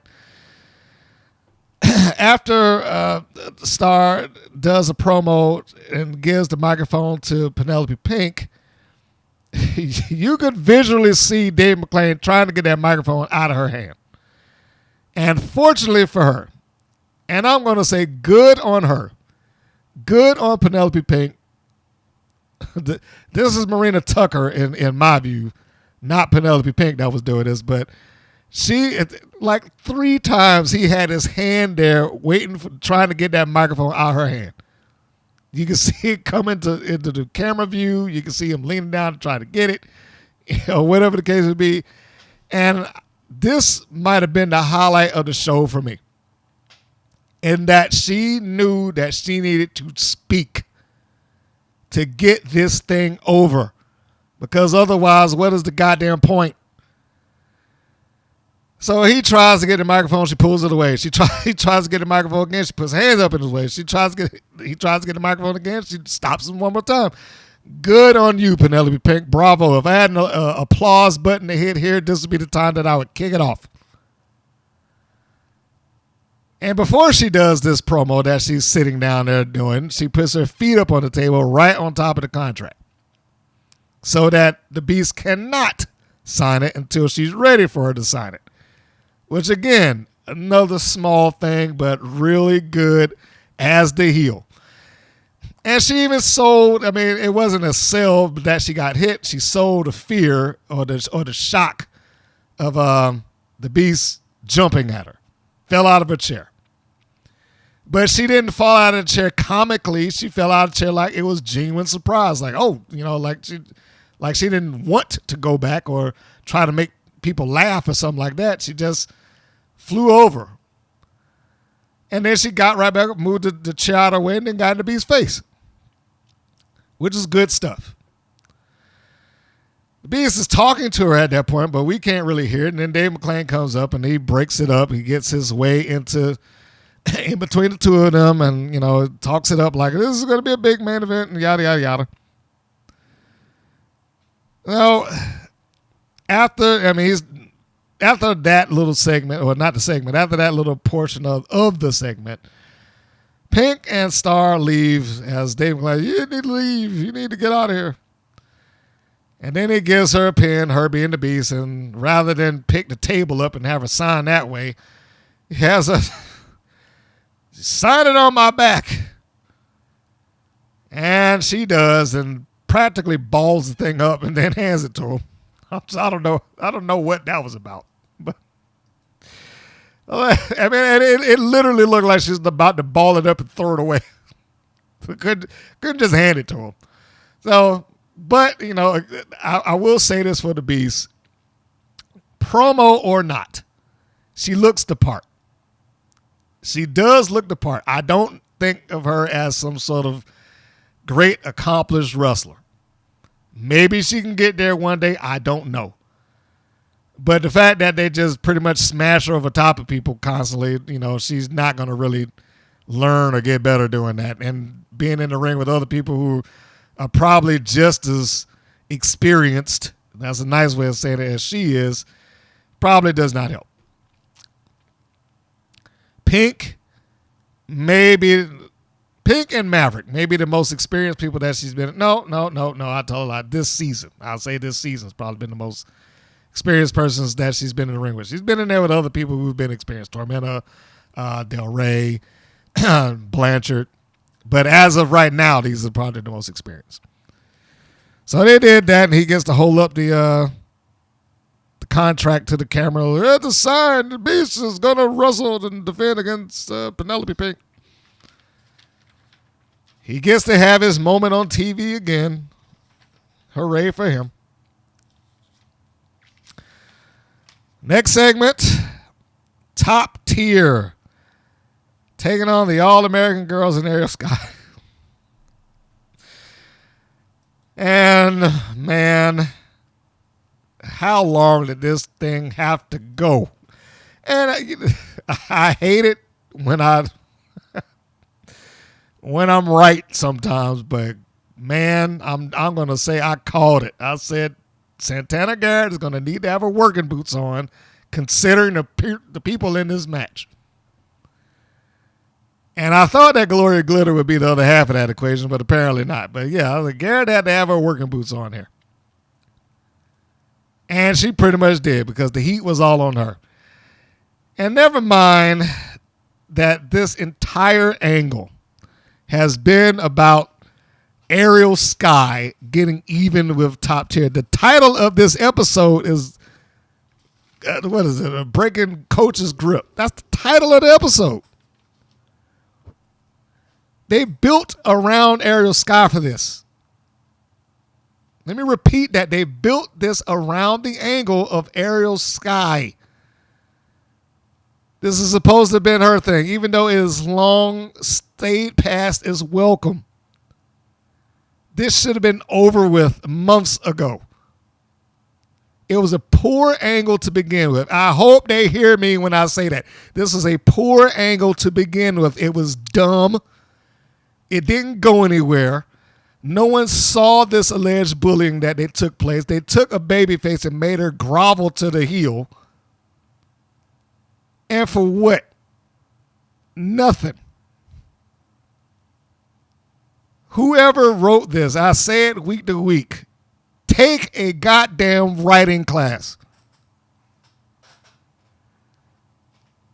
So they come out there, Top Tier, got their fake trophy, because that's what I'm going to call it, because the other one was supposed to be the legit trophy that they broke over the back, but then Wild just decided to give them a new one, because why not reward bad behavior? Coach does her thing. The promo here is fine. She does deliver well, but the promo here doesn't mean anything. Candy Crush delivered it or handed the microphone to her at the beginning. I think somebody was on the side that gave it to her so Coach could do her deal. And they go to the top tier. I liked the team initially, but it just seemed to not be able to break out of the orbit of Ariel Sky. And nor can Ariel Sky seem to break out of the orbit of top tier. It's like this just ongoing cycle of we have to have match after match after match. And I will repeat for a third time, remember this match was built on and around Ariel Sky. So it becomes completely shocking that she didn't step foot in the match throughout the entirety of it. This is the kind of dumb stuff that they have going on there constantly. But then you have people like, well, this is great. This is fire. What a fantastic match. So anyway, before I get myself worked up over that.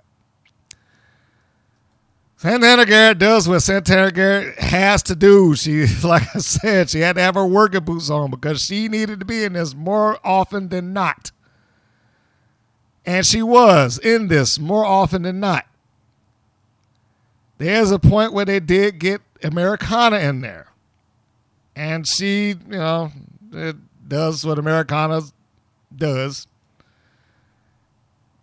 Does the old, I guess their version of poetry in motion when she makes the tag, leaps off of her partner's back and then comes over with a forearm shot.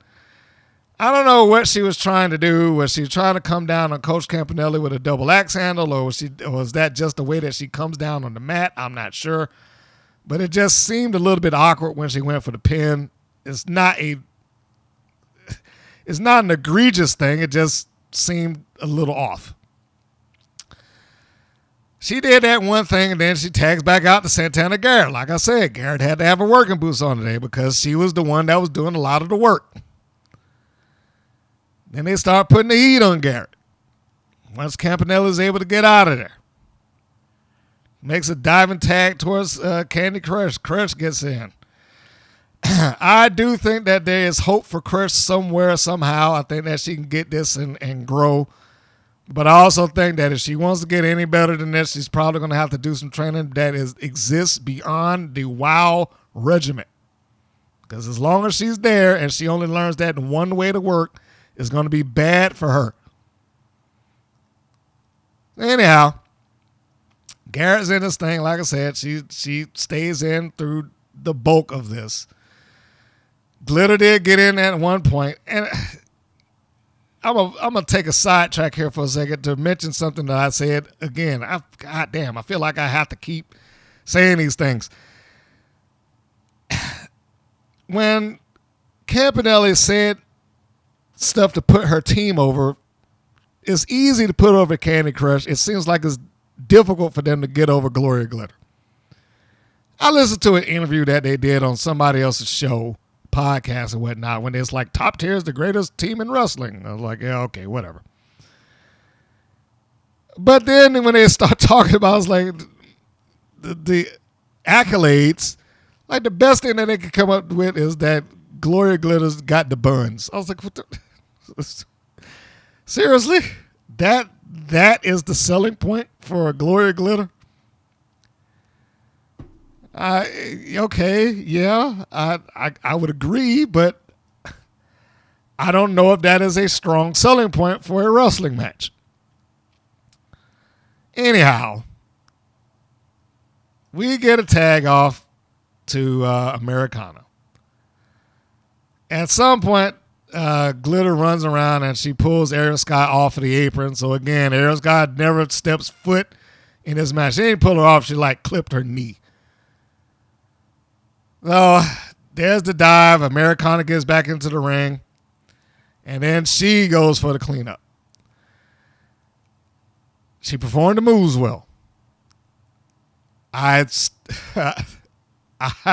not trying to be mean to her, but Here we go. She does the drop kick. She doesn't really have great facials when she's in there. She just doesn't seem like she's into what she's doing. And then it doesn't seem like she thinks about what she's doing either. She gets up, sees Candy Crush standing in her corner, and gives her a forearm shot that drives Crush back into her corner. Now Glitter and Campanelli have to stand there like we are unable to tag her or slap her on the back or something to get her out of the ring. And then the commentators have to do something to try to cover up for the fact that she drove her into an opponent's corner and that they didn't tag. She gets up. She does a fantastic moonsault. It was when Christopher Daniels used to do it. It used to be called the best moonsault ever. She does a variation of that. Glitter goes out of the ring. Sky's out of the ring. The All-American girls get in. Ariel Sky just stands down the apron as Santana Garrett and Americana do dual super kicks. You probably should have chose a different angle for the super kicks because it didn't. Well, one did a super kick, the other one did like a kick to the side of the head, and then they pin them. 1, 2, 3, and for whatever reasons, the referee decided I'm gonna count them both, saying this is kind of the same thing that we had at the beginning. It's like, is this legal or not? So this thing that had been carrying on about Ariel Sky and getting free of Coach, well, wound up with this. And I didn't go into Coach's promo at the beginning, but bear in mind at the beginning of this, she's like, it doesn't matter who Ariel gets, they'll never defeat top tier, ignoring the fact that they had already lost to Ariel Sky and the Mother Truckers. Now, that's fine for a heel to do, but this is recent. They just lost. And then they lost again. And Ariel didn't do a goddamn thing. She stood there on the apron, and I wrote down, how is this retribution? And who booked this? This is all stuff that's written. I knew she would need her working boots on today, and I did. I was hoping that I was wrong about it, and I wasn't. So why did this have to be a 6-person tag at all? It could have just been a tag team match. Ariel Sky was not needed in this, nor did it really have anything to do with Ariel Sky beyond the fact that she was in it. But then they try to pass this off like, oh, man, revenge. She finally got even.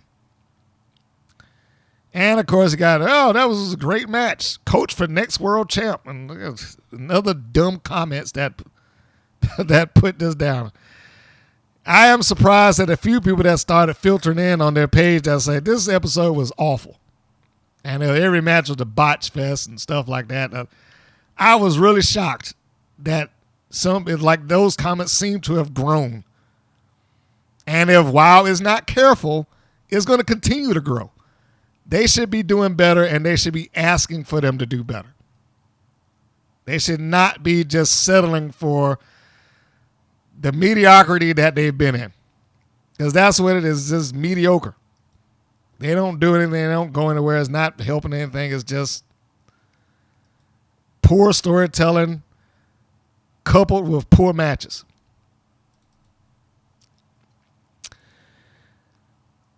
The next segment. Oh, whoa, wait. Let me rewind. Let me go back. Because if you're looking at this on YouTube, you will not hear this at all. But, you know, when WOW goes to commercial, David McLane does the voiceover for that. It's like, we'll be right back with more WOW. You know, he does that. I don't know if he decided to go back in there because he felt like WOW didn't have enough emphasis on it, but it's like he held it for 15 or 20 seconds.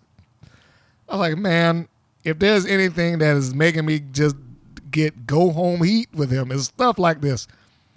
We'll be right back with more WOW. It is so overbearing. Things like that will make people turn the channel. Watch what I say.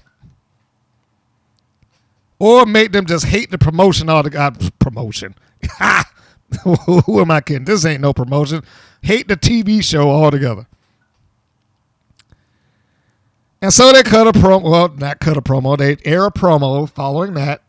That's the next segment for next week's Wow. And it says, watch to see who's challenging for the title shot. That's what they said.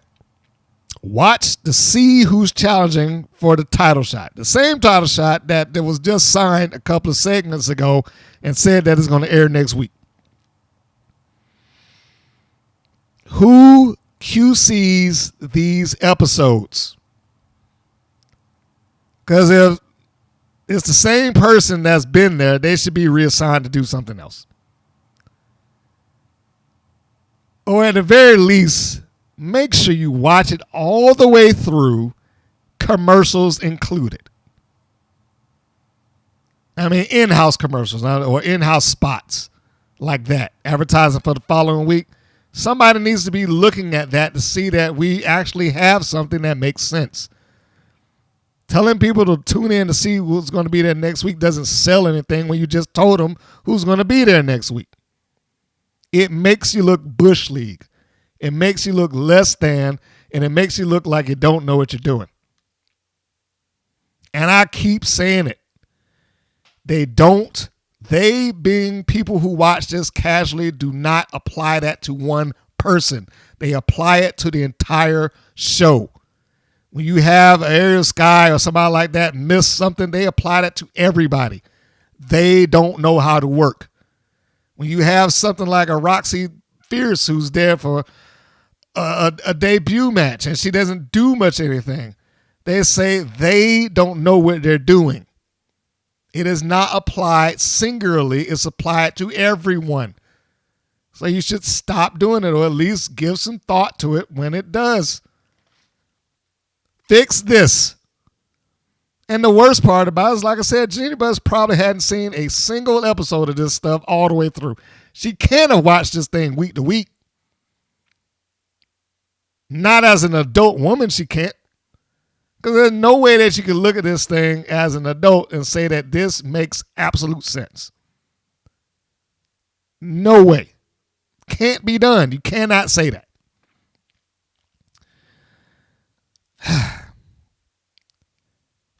So we go to the main event.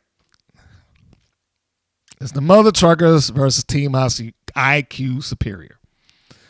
And I know that the persons that have started filtering in on their page who've said that this show was just atrocious or it's a bad episode or this, that, and the other aren't necessarily talking about the matches, which is everything that I said. It's not always about the match. It's about the things that built up to it and the things around it and in it. And this is another one of those points. So the Mother Truckers come out and they cut a promo and they turn on their best Southern drawl to make sure that people understand that we're from the South, y'all. They do their thing. Holly Swag makes sure that everybody knows that she's had her shots for whatever this phantom bite was that they talked about earlier in the show. Tetanus shot. Because Samantha Smart said she had rabies, you see.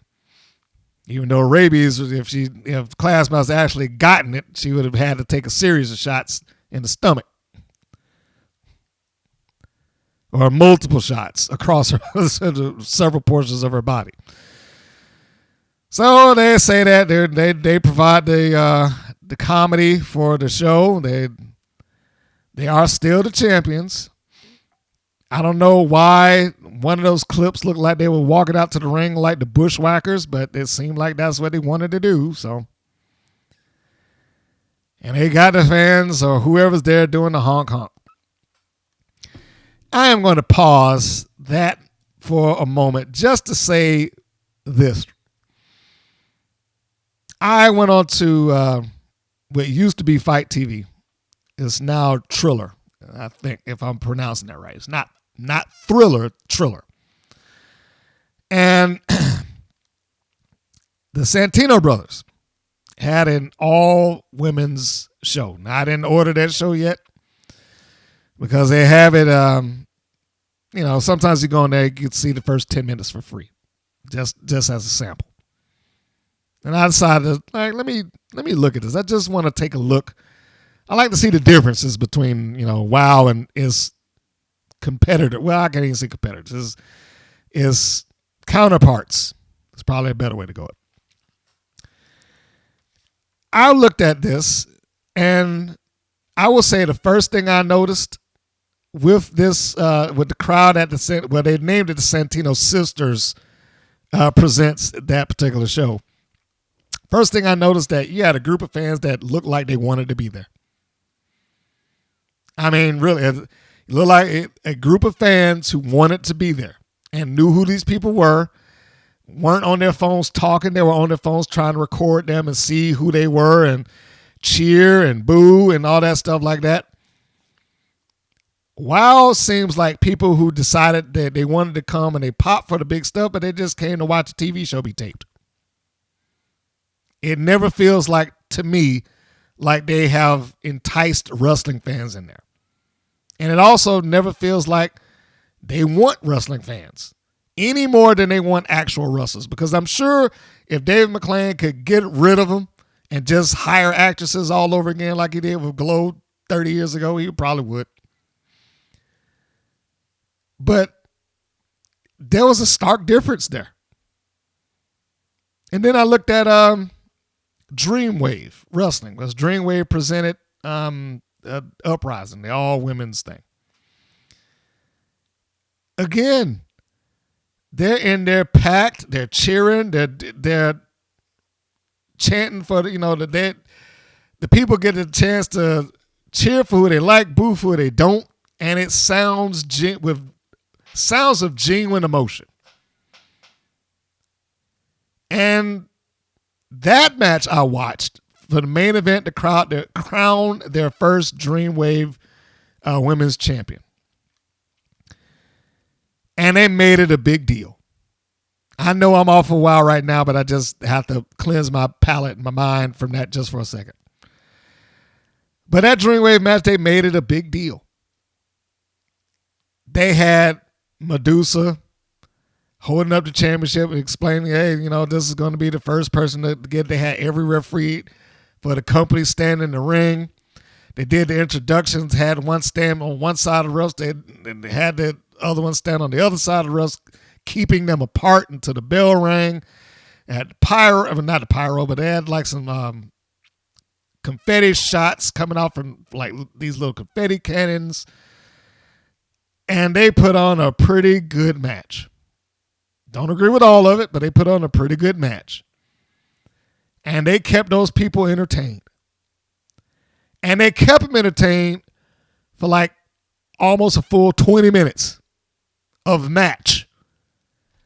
I'm watching this with no build-up, no idea who's the babyface or the heel in this thing, no relation to either competitor. And it was still entertaining as a cold match for a championship. Why? Because they made sure that you knew who was doing what before the match really got rolling. They made sure that you knew it. One of them, Steel was her name.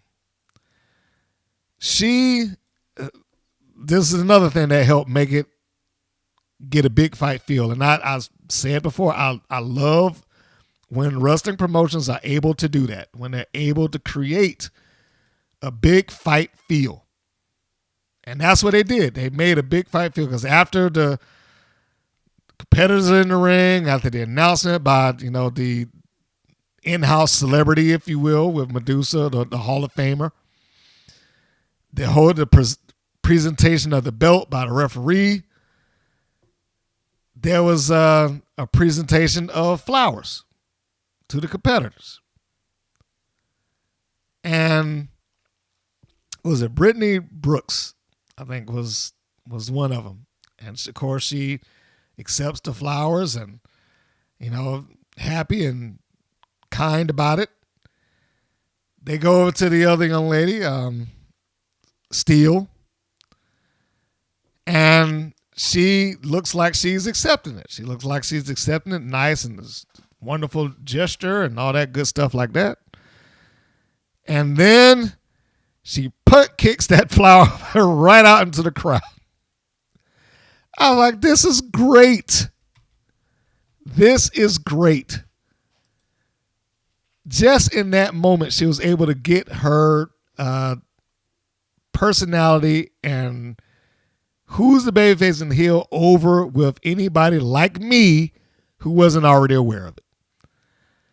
Zayda Steele. I didn't want to pronounce her, but Zayda. I think that's how it's pronounced. Zayda Steele. Or that's how it's spelled, but I think that's how it's pronounced. But just stuff like that. It helps drive the point home of who you are and what this is about. So I knew right then, that's the heel here. That's who I'm supposed to dislike. And she helped kind of, keep that going throughout. I will even go so far to say, before I get back into the other thing, if you have not seen their promotional video, Uprising Women's Athletes 2, they have a highlight reel. If you have not taken the time or you're not aware of it or you didn't get a chance to see it, I'm going to say you should watch this. It's only 2 minutes. It's like I said, it's just a highlight reel. It's about 2 minutes and 20 seconds. But just in those 2 minutes, you see so much stuff that you are not going to see on WoW. International competitors. Wrestlers coming in to defend their championship from another company. The Ring of Honor women's champion. Not a women's, TV champion. High fly moves, high risk moves. Plethora of talent that you may recognize, some of which you might not. I mean, but it's shot so well. It's presented so well. I mean, it's got great contrast in the colors and everything. And this is one of those moments of it doesn't always take hundreds of thousands of dollars to make somebody look good. Now, clearly, they have some money put behind this because they got a lighting grid. They got the curtains with the logos and stuff like that. They probably got some nice high-end DSLRs, to record to shoot the footage, or at least they probably have doctored the color palette in the editing to make it pop a little bit more. Like it's colorful, but it's a dark colorful. Whereas WoW is very colorful and it's bright. And so it shows a stark contrast to that. And I just felt like, if anybody is interested, you should go look that up just to see the difference. It looks great. It really does. It looks great. So now let's go back to WoW land or cartoon world or. So we got the tag team champions, the Mother Truckers in the ring. And they do their thing. I feel like my tone is it just came right back down. So let's start talking about WoW.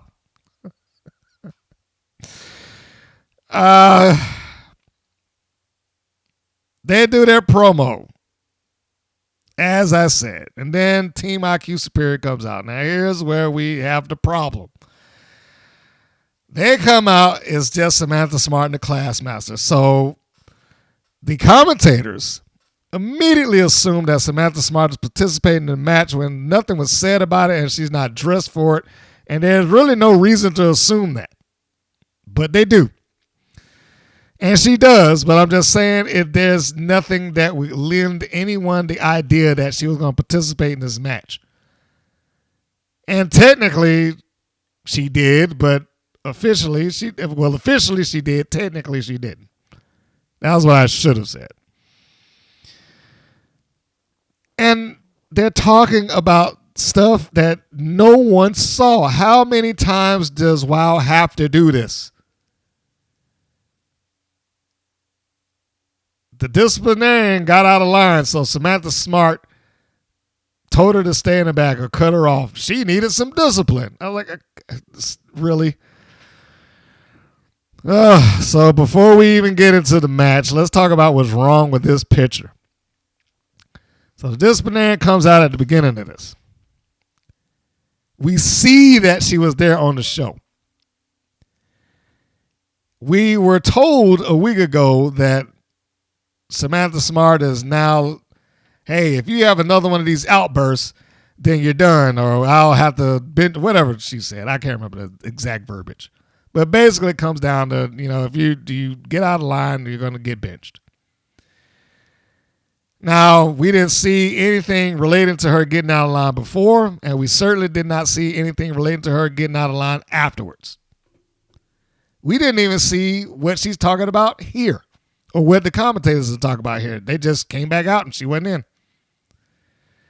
Which only serves to show me one or two things. One, the persona of Samantha Smart cannot be all that bright if she decided that, all right, well, we'll just go after the tag titles with me in the corner and I won't do anything and I'll just watch my class master get in here, this dimwit, go across the ring and try to win on her own. That's the first problem. Secondly, how did she accomplish this in the first place? She just had a championship match for the class master like 2 weeks ago.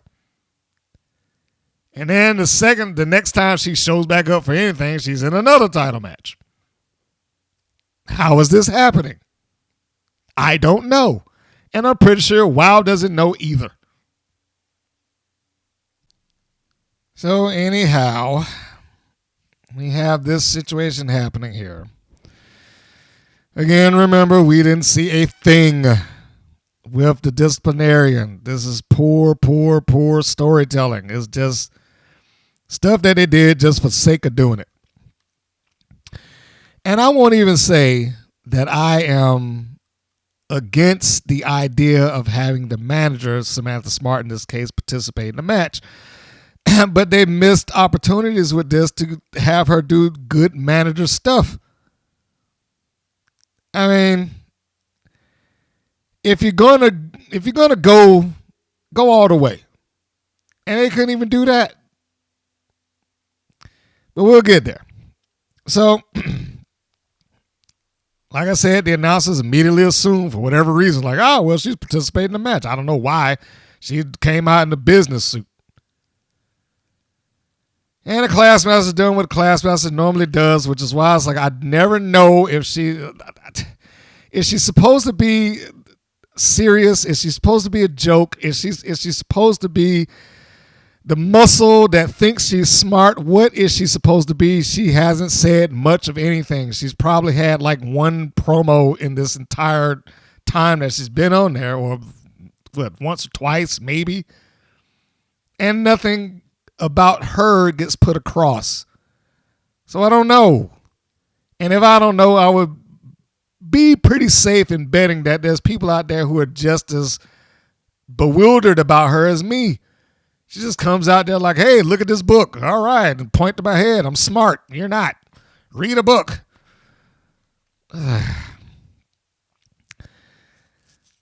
She should have just been the muscle. She should have been the muscle. And that's what they should have made her as. If you want to get some comedy in there every once in a while, that's fine, but she should have just been the muscle. And I don't know why they wanted to dress her up in this outfit. So she come out there with a cap and gown. Like I said, there's really no reason for that other than the fact that they paired her off with Samantha Smart. But other than that, really, what purpose does this serve?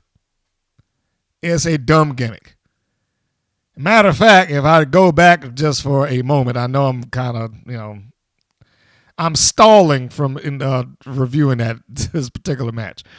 But if we go back to what I was talking about with Jeannie Buss and one of the articles that they had about her, they actually brought up the fact that WoW follows in the trend of early 90s WWE. Now, this isn't verbatim, but they basically bring up that back in the days when they had guys like Avatar and Duke the Dumpster Drosy and people like that, I was like, is that something to be proud of? It's like the worst period in WWE's recent history is what you're modeling yourself after. That you have to have these characters and well, they need to be larger than life. They have to be a character. They have to be a cartoon. This is what you model yourself after. That.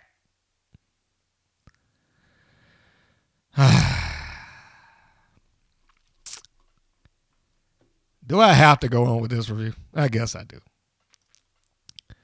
All right. So they come out.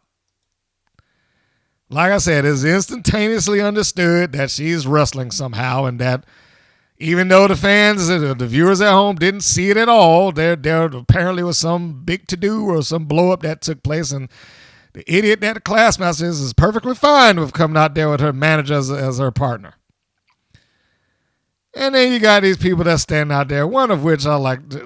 This woman that's out there at ringside does not give a crap about any of this shit that's on the screen.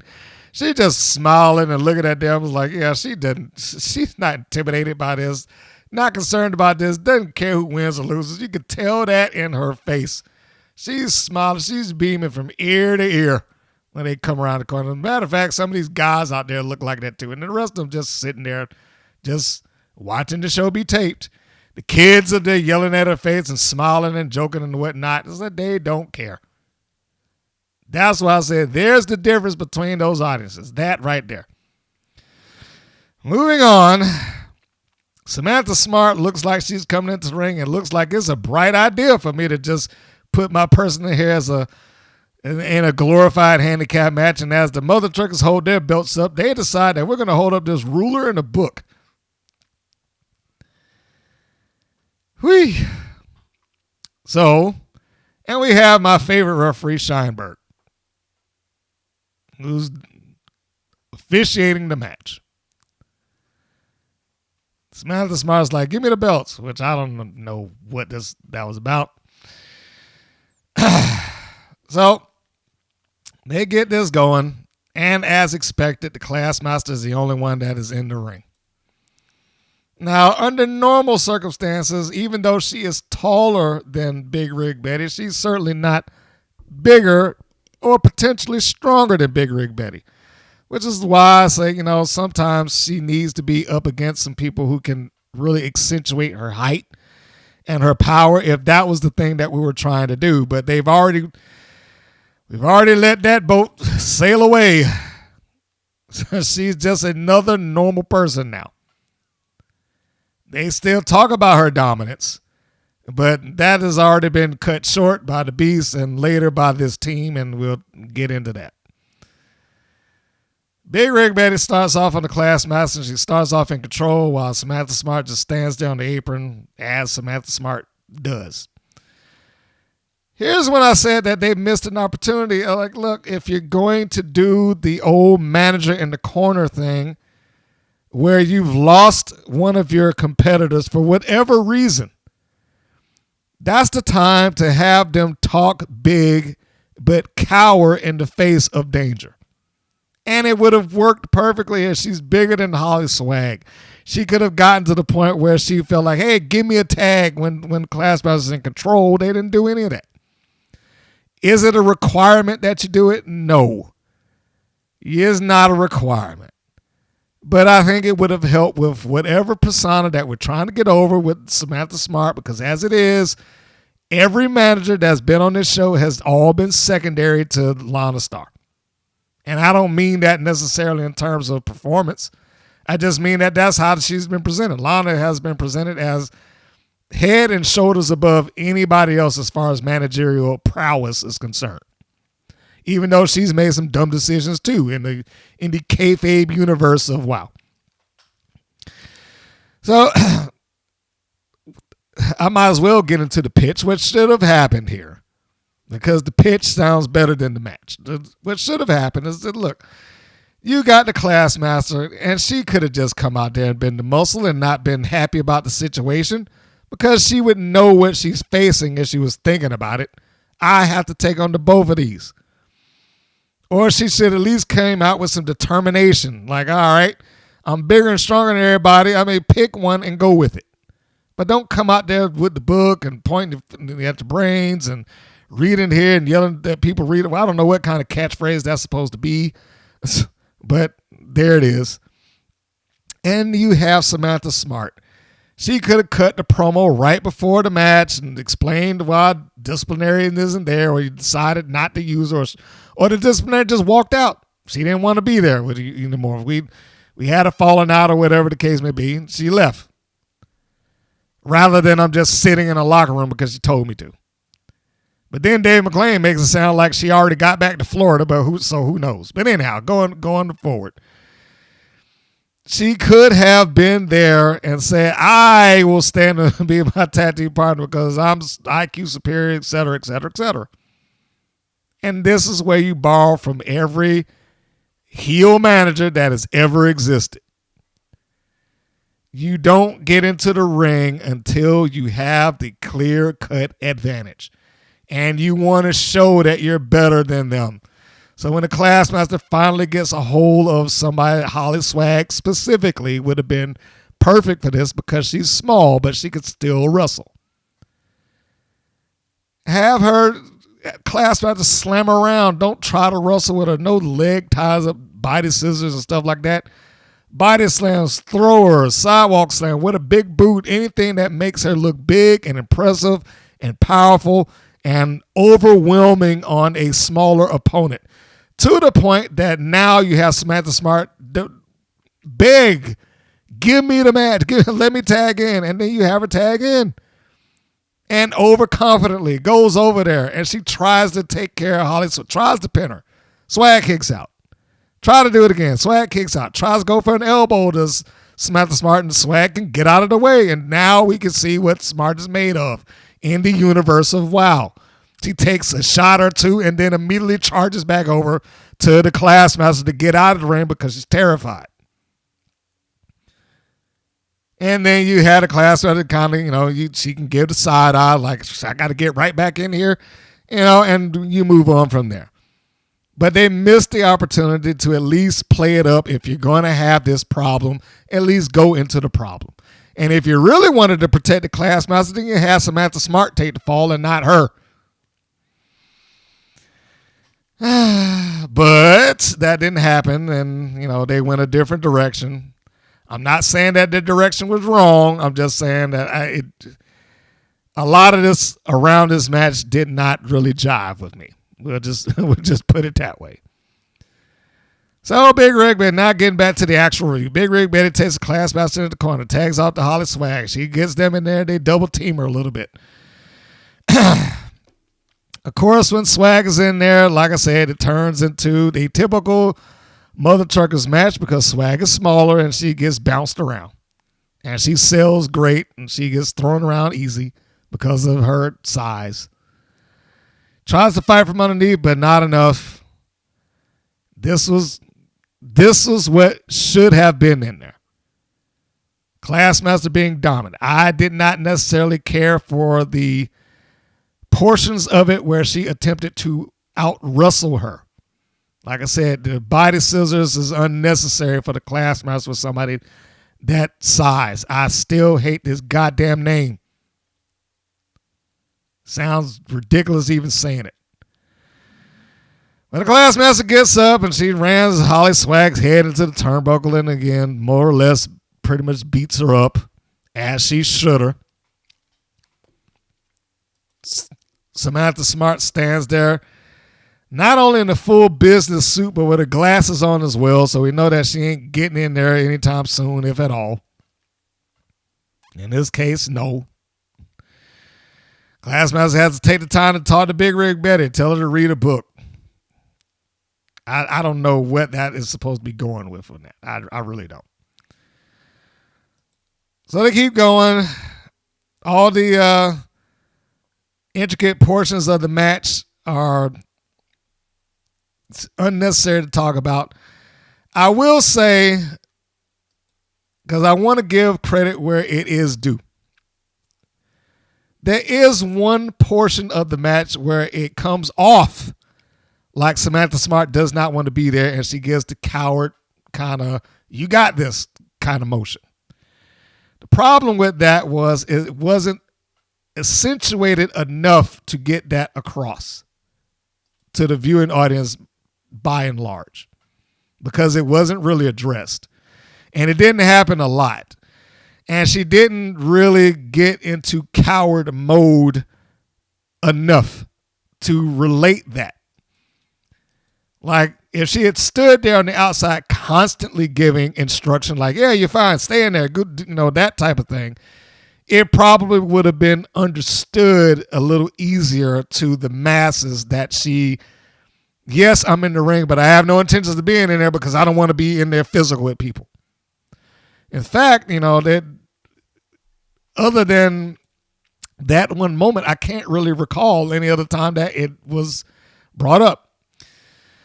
But there is a portion where the class master catches the boot of Holly Swag. It looks like she had to stall it for a second. She catches it, and then she just kind of sweeps the foot out from underneath Swag, which forces her like face first into the mat. Now, I would have said this would have been the time that Smart should have come in because Swag was hurt. And she could have did that and taken a punch and then immediately turned back around and got out. Because that would have been a cowardly thing to do. And, hey, I know most people don't want to be looked at as cowards on there, but you're a heel manager, and that's the part that you chose.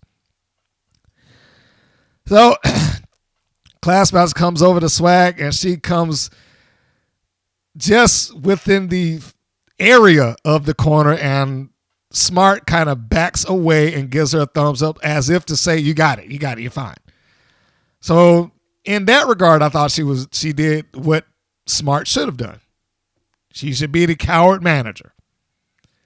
I just wish that it was more of it in there. I also wish that Classmaster did not try to out-wrestle or wrestle at all in this case, honestly. I mean, in a technical sense against Swag. She's bigger, stronger, taller. She did not need to have any portion of that where she was trying to hook her into some sort of submission or body scissors and this, that, and the other, which is what she did. She tried to hook into a submission, and that's when Swag broke free and then did the underdog thing and gave her like rapid fire punches into the shoulder and ribs or whatever to try to keep her down. And then we get a fairly cold tag. It didn't seem like it was a hot tag at all. The fans didn't react to it.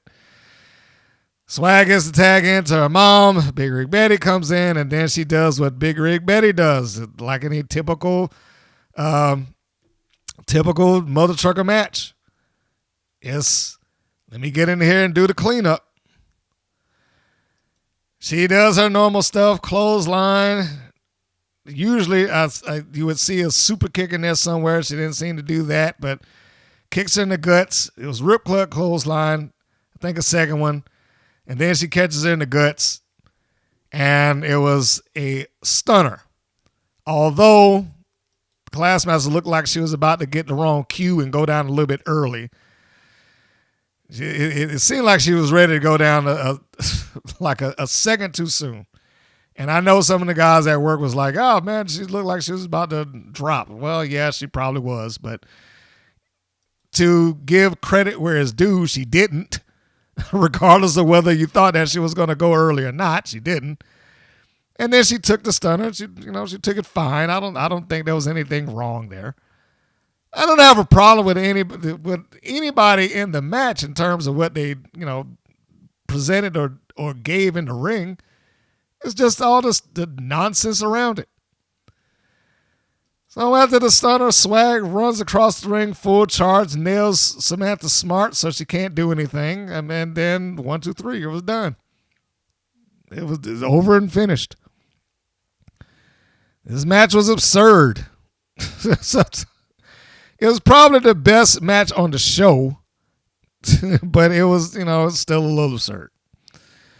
And then here comes McLane again. He has to come back in the ring for another pointless interview. He wasn't needed for this, but he did. He came back in and gave an interview following the match for whatever reasons.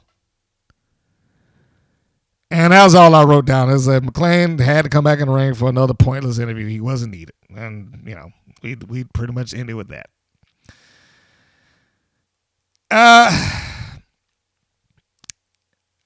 This episode, just as a whole, was just riddled with plot holes. If we're going to talk about just TV, the bots didn't help.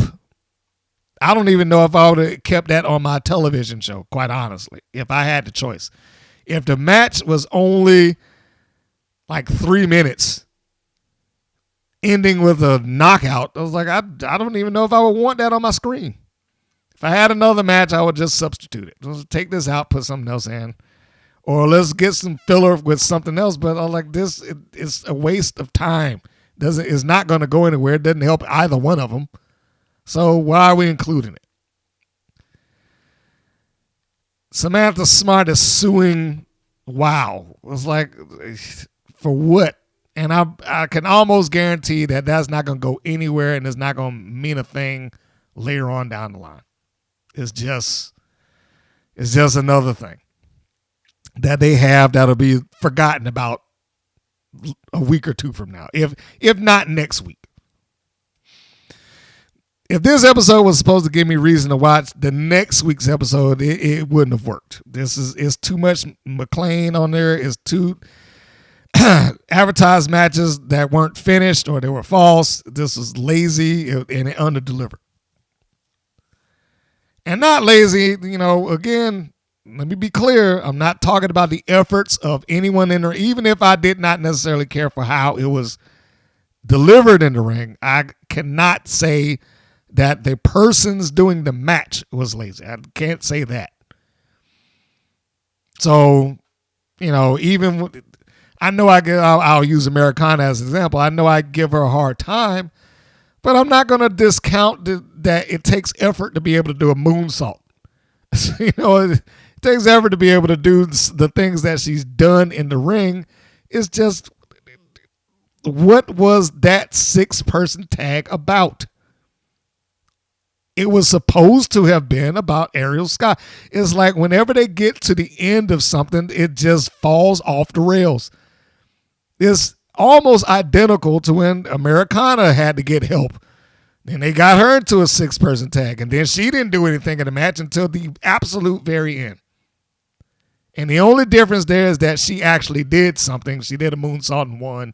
And it's like, yay, she got her revenge. Here is like, well, they won, and regardless of Ariel Sky was in it or not, revenge. It's a lot of that. And I wrote down, this show has 10 segments, 9 if you exclude the promotional spot. McLane is in 4 of them in significant roles. He keeps getting in over and over and over again and is becoming worse and worse and worse. And he affects his announcing partner. I can't say that enough either. The more he's there, he doesn't just drag the person down. They become an extension to his voice. And I don't see that changing anytime soon, because who has the ability to tell him to stop? And he's just, over the top, trying to get the microphone out of somebody's hands, dancing around, just things like that. I mean, it got to the point that in the room, I was like, he might as well just go ahead and put on the goddamn panties and wear a wig and put on some tights and get in the match. Because that's what he goddamn wants. To be involved with this some kind of way. Just go ahead and dress up and get in there and go for the Wild Championship. Because that's what it feels like. It's like I have to be involved in this one way or the other, regardless of whether I'm needed or not. When I watched this episode, It made me think about every segment that he had something to do with. And when you ask yourself, was it really required that he be in it? And the answer more often than not is no. He didn't need to be in a lot of this stuff. Didn't need to go in there and interview the Fierce Sisters because they didn't have anything really significant to say.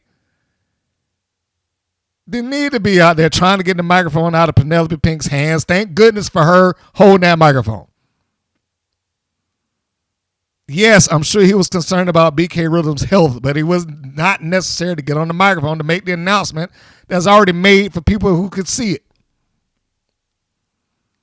Go back a couple of months.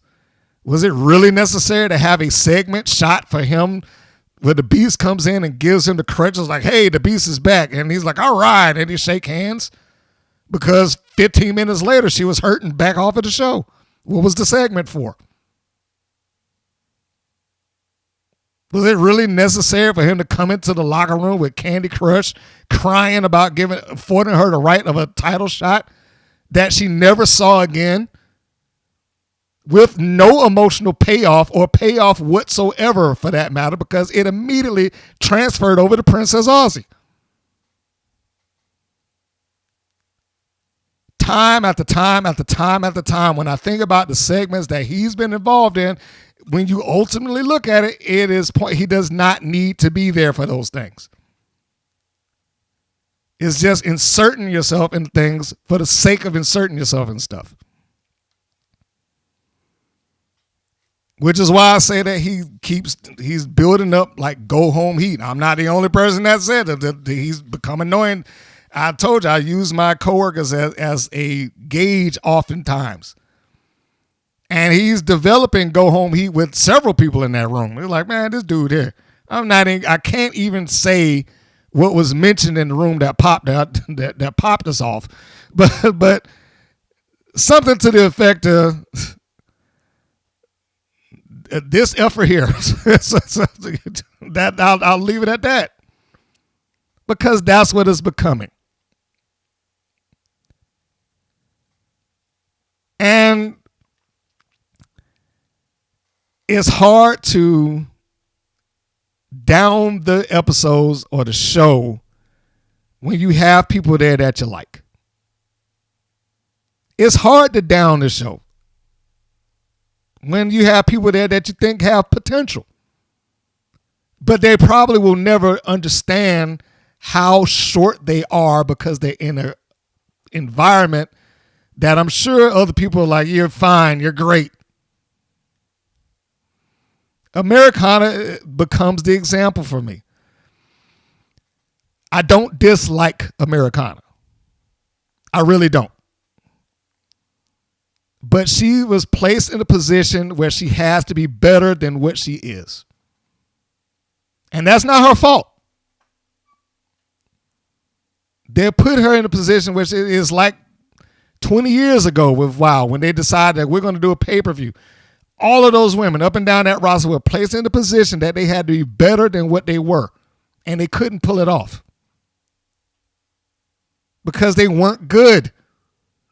You had maybe like 1 or 2 matches that exceeded expectations. The rest of them, and they had 13 matches on that pay-per-view. The rest of them were crap or they went less than 5 minutes because no one was capable of carrying a match beyond that. Americana could probably be good. Maybe if she was someplace else and got the chance to get some actual reps in and do this wrestling thing outside that ring.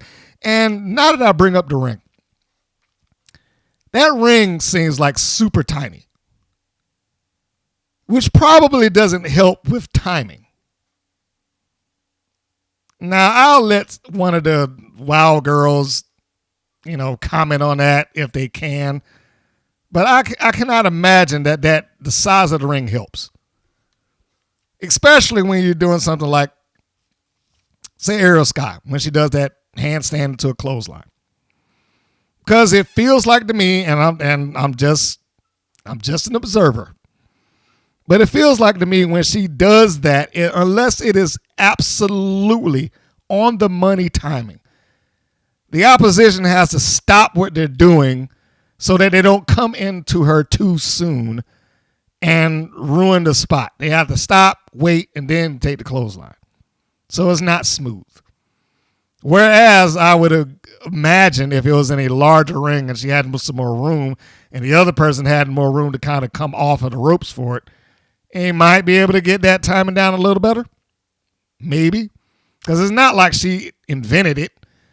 What she does is basically the equivalent of a buckshot lariat without the flip over the ropes. But, again, timing. And I don't know if I would put that necessarily on the talent in the ring rather than I have to adjust because this ring seems small. What are the dimensions of that thing? Somebody tell me. So what are the dimensions of the WOW ring? If you know. But top to bottom, the episode is lackluster. I would probably, grade it on an F. I would take the contract signing segment out of it. That is a great segment. That was a nice segment. I enjoyed the segment. Everybody in it, well, except for Dave McLane, everybody in it I was fine with. Lana Starr did great. Penelope Pink did great. Even the Beast didn't say anything, but, it fits her character. She could be strong and solid. It's just that it came off like Dave McLane was really wanting to be able to say and talk and be able to, run the segment. But outside of that, Penelope Pink saved that segment. I will say Penelope Pink saved that segment because she had the sense of mind to get her promo over before she let that microphone go. Good on her. The rest of this, starting off the show with the disciplinarian only to have her disappear and we not even see it.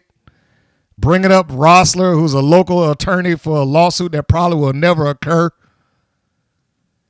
Having the end of a feud with, allegedly, with Ariel Sky, and she not getting into the ring at all. The Fierce Sisters built up a debut that was a move, and then it was over with. All of this. All of it. Bad. All of it.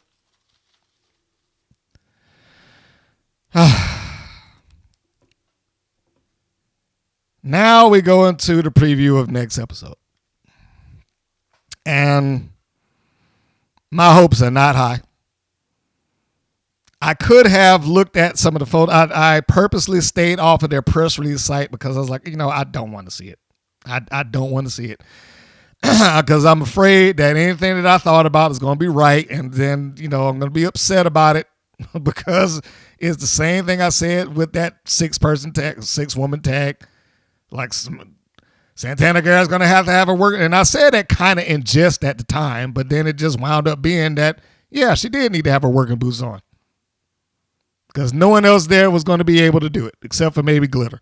And now that I think about it, unless she was hurt, I wish that it just did that. Garrett versus Glitter. That probably would have been the best variation of that. Just represent the two and then just be done.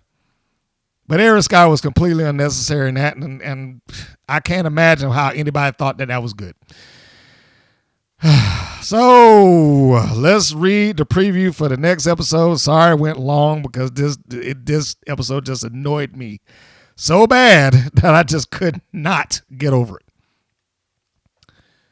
So if you don't want to hear what is the next episode or what it's about or any previews or anything like that, now's your time to skip ahead. All right, still here. Here we go. I will try to read this without, any sort of agitation. Season 2, episode 45, which will be 245 for me, titled Championship Fury. Powerhouse team, Ariel. Yeah, I'm already reading this wrong. Sorry. That was me. That wasn't them. That was me. Powerhouse team Princess Ozzy and Tormenta continue shaking up the WoW roster with their unexpected success as they battle Lana Star's twin duo Lovely Laurie and luscious Lindsay Carlson in tonight's opening match. Dancing her way into the ring is Sierra Breeze. We got another dancer. Why is that such a thing there? All right, anyway, sorry, I couldn't even make it to that. Dancing her way into the ring is Sierra Breeze facing off against Fury with heavy metal sister Rebel Hayes in her corner. I am not looking forward to that. Since shedding Sophia Lopez, Los Banditas has been fighting to move up the WoW roster. They take on the Mighty Might, Sugar and Spice in a showdown unlike anything you've seen yet. The highly anticipated WoW World Championship title matches here as the Beast must prove she can withstand the forces of former WoW World Champion Penelope Pink, who has been gearing up to reclaim her title for weeks. Will Pink prove that she's the best damn thing in the WoW? Okay. All right, well, there's the preview. The only match that I can really look at and say that, I think that it might be good or something worth looking forward to would be the first one that they mentioned, the twins versus Ozzy and Tormenta. That could be interesting. Breeze versus Fury. I expect Fury to carry a good chunk of that to make Breeze look good. I also expect Fury to lose. I'd be happy if I'm wrong, but I expect her to. I also expect Rebel Hayes to be outside overacting her ass off. Los Banditas and the Mighty Mites. Oh, that one could be good. I believe could be good. So the two tag matches might be, the thing that's worth tuning in for. Matter of fact, they might be the height of it. Not that the main event wouldn't be bad. It's just we've seen it. We've already seen it. So unless Pink is going to go over, which would be hard to explain how she would just got it out of the blue unless they just, have some screw job and she gets the title back or something like that. But Los Banditas versus the Mites I can see, although as far as I am aware, which one was it? Rose. Angel Rose posted not that long ago that she was hurt. So, I don't know how that will affect the upcoming tapings because that seems to be around the corner. Will she be back in time for that? I don't know. But that's another one that I've heard that was on the injury list. I'm going to assume Ozzy and Tormenta go over. I'm going to assume that Breeze goes over on Fury. Only because they usually do about 2 or 3 losses in a row before they finally score one. The Mites should win because Los Banditas went right back to the losing ways, although the match should be theoretically high-paced and, have some action in there. Pink and the Beast, that it should be fine so as long as the Beast listened to Penelope Pink and followed up. But again, we just saw this. We just saw it. And I don't know why certain points they're like, all right, well, you have to earn a title shot. And then other times it's just like, talk about a title shot long enough until you get it. So sometimes you gotta go through the hoops to get a title shot. Sometimes you can just get one. So I don't know. But my assumption would be that Penelope Pink is going to eat the fall and put the Beast over like she did the last time. That would be my immediate thought. But how far back was it that she wrestled for the title to begin with? I'm relatively sure that it was maybe a month or 2 ago, maybe. Let's take a look. It's going to be a jump in time, but let me take a look. And I am back. All right, so that was a little jump in time. I didn't want you to sit there and wait while I was wading through papers and trying to find what I was looking for. Okay, so like I said, this match already happened. And it happened like 2 months ago. It's not even a long ways away. And it was because they were fighting to see who was going to be next in line for a shot, according to WoW, for a shot for the title. So why are they having this again? Already with no real, and like I said, I think the world of Penelope Pink. I think that she's going to be able to have a good match with the Beast. I think she can have a good match with most people there. I absolutely believe that. But logistically or logically, this should not be taking place, especially having lost to the Beast in line of trying to get a title shot and having lost to Tiki Chamorro a week ago. So why is this match happening? This took place already in the end of April, episode 85. Penelope Pink with Vicky Lynn McCoy and Lana Starr over against the Beast. And like I said, she lost clean. She lost clean. So there's, other than the fact that she might be able to get a screw job win, there's no reason for anybody to believe that Penelope Pink would overcome this. And it probably could have been explained if they had some sort of number one contendership or something like that. But it's like she gets these title shots out of nowhere. When she won the title in the gauntlet match, and you talk about another jump in logic. When she won that title match in the first place, the gauntlet thing, which wasn't a gauntlet. We didn't see that, at least. It was just a battle royal. And it was a complete false advertised event. They explained rules that you never got to see take place whatsoever.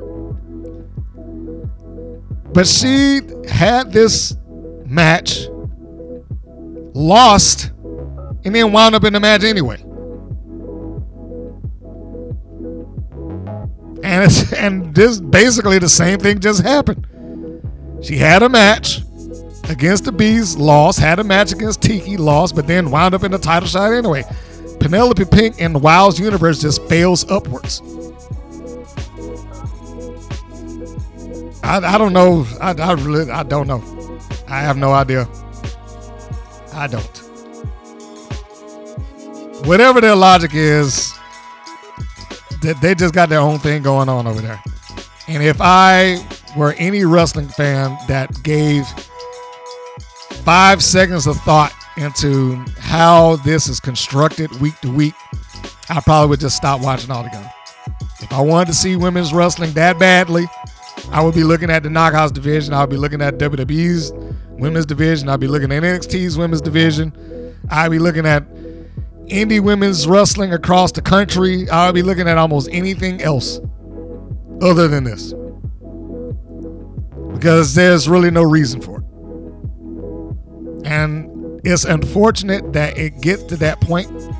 It's unfortunate that there's people there that would pretty much suffer for those decisions, because I know I'm not the only one that would feel that way. It's very unfortunate, but it is what it is. And there we have it, folks. I've given all I can give, and I've gone a long ways because it just was an atrocious episode for me. Anything else that I had to say, I will try to leave, for some other time. And I hope that I can continue on. Like I said, if this looks any different at all in YouTube or whatever the case may be, there's a very good chance that my asset hard drive has kicked the bucket. I hope not, but we'll find out. Goddamn, I hope I don't have to get it replaced. I will probably have to get me something to just draw the information off of it anyway. So, on that note, let's close it out, make it quick. Follow me on all platforms. If you want to like, share, and subscribe, do the YouTube stuff.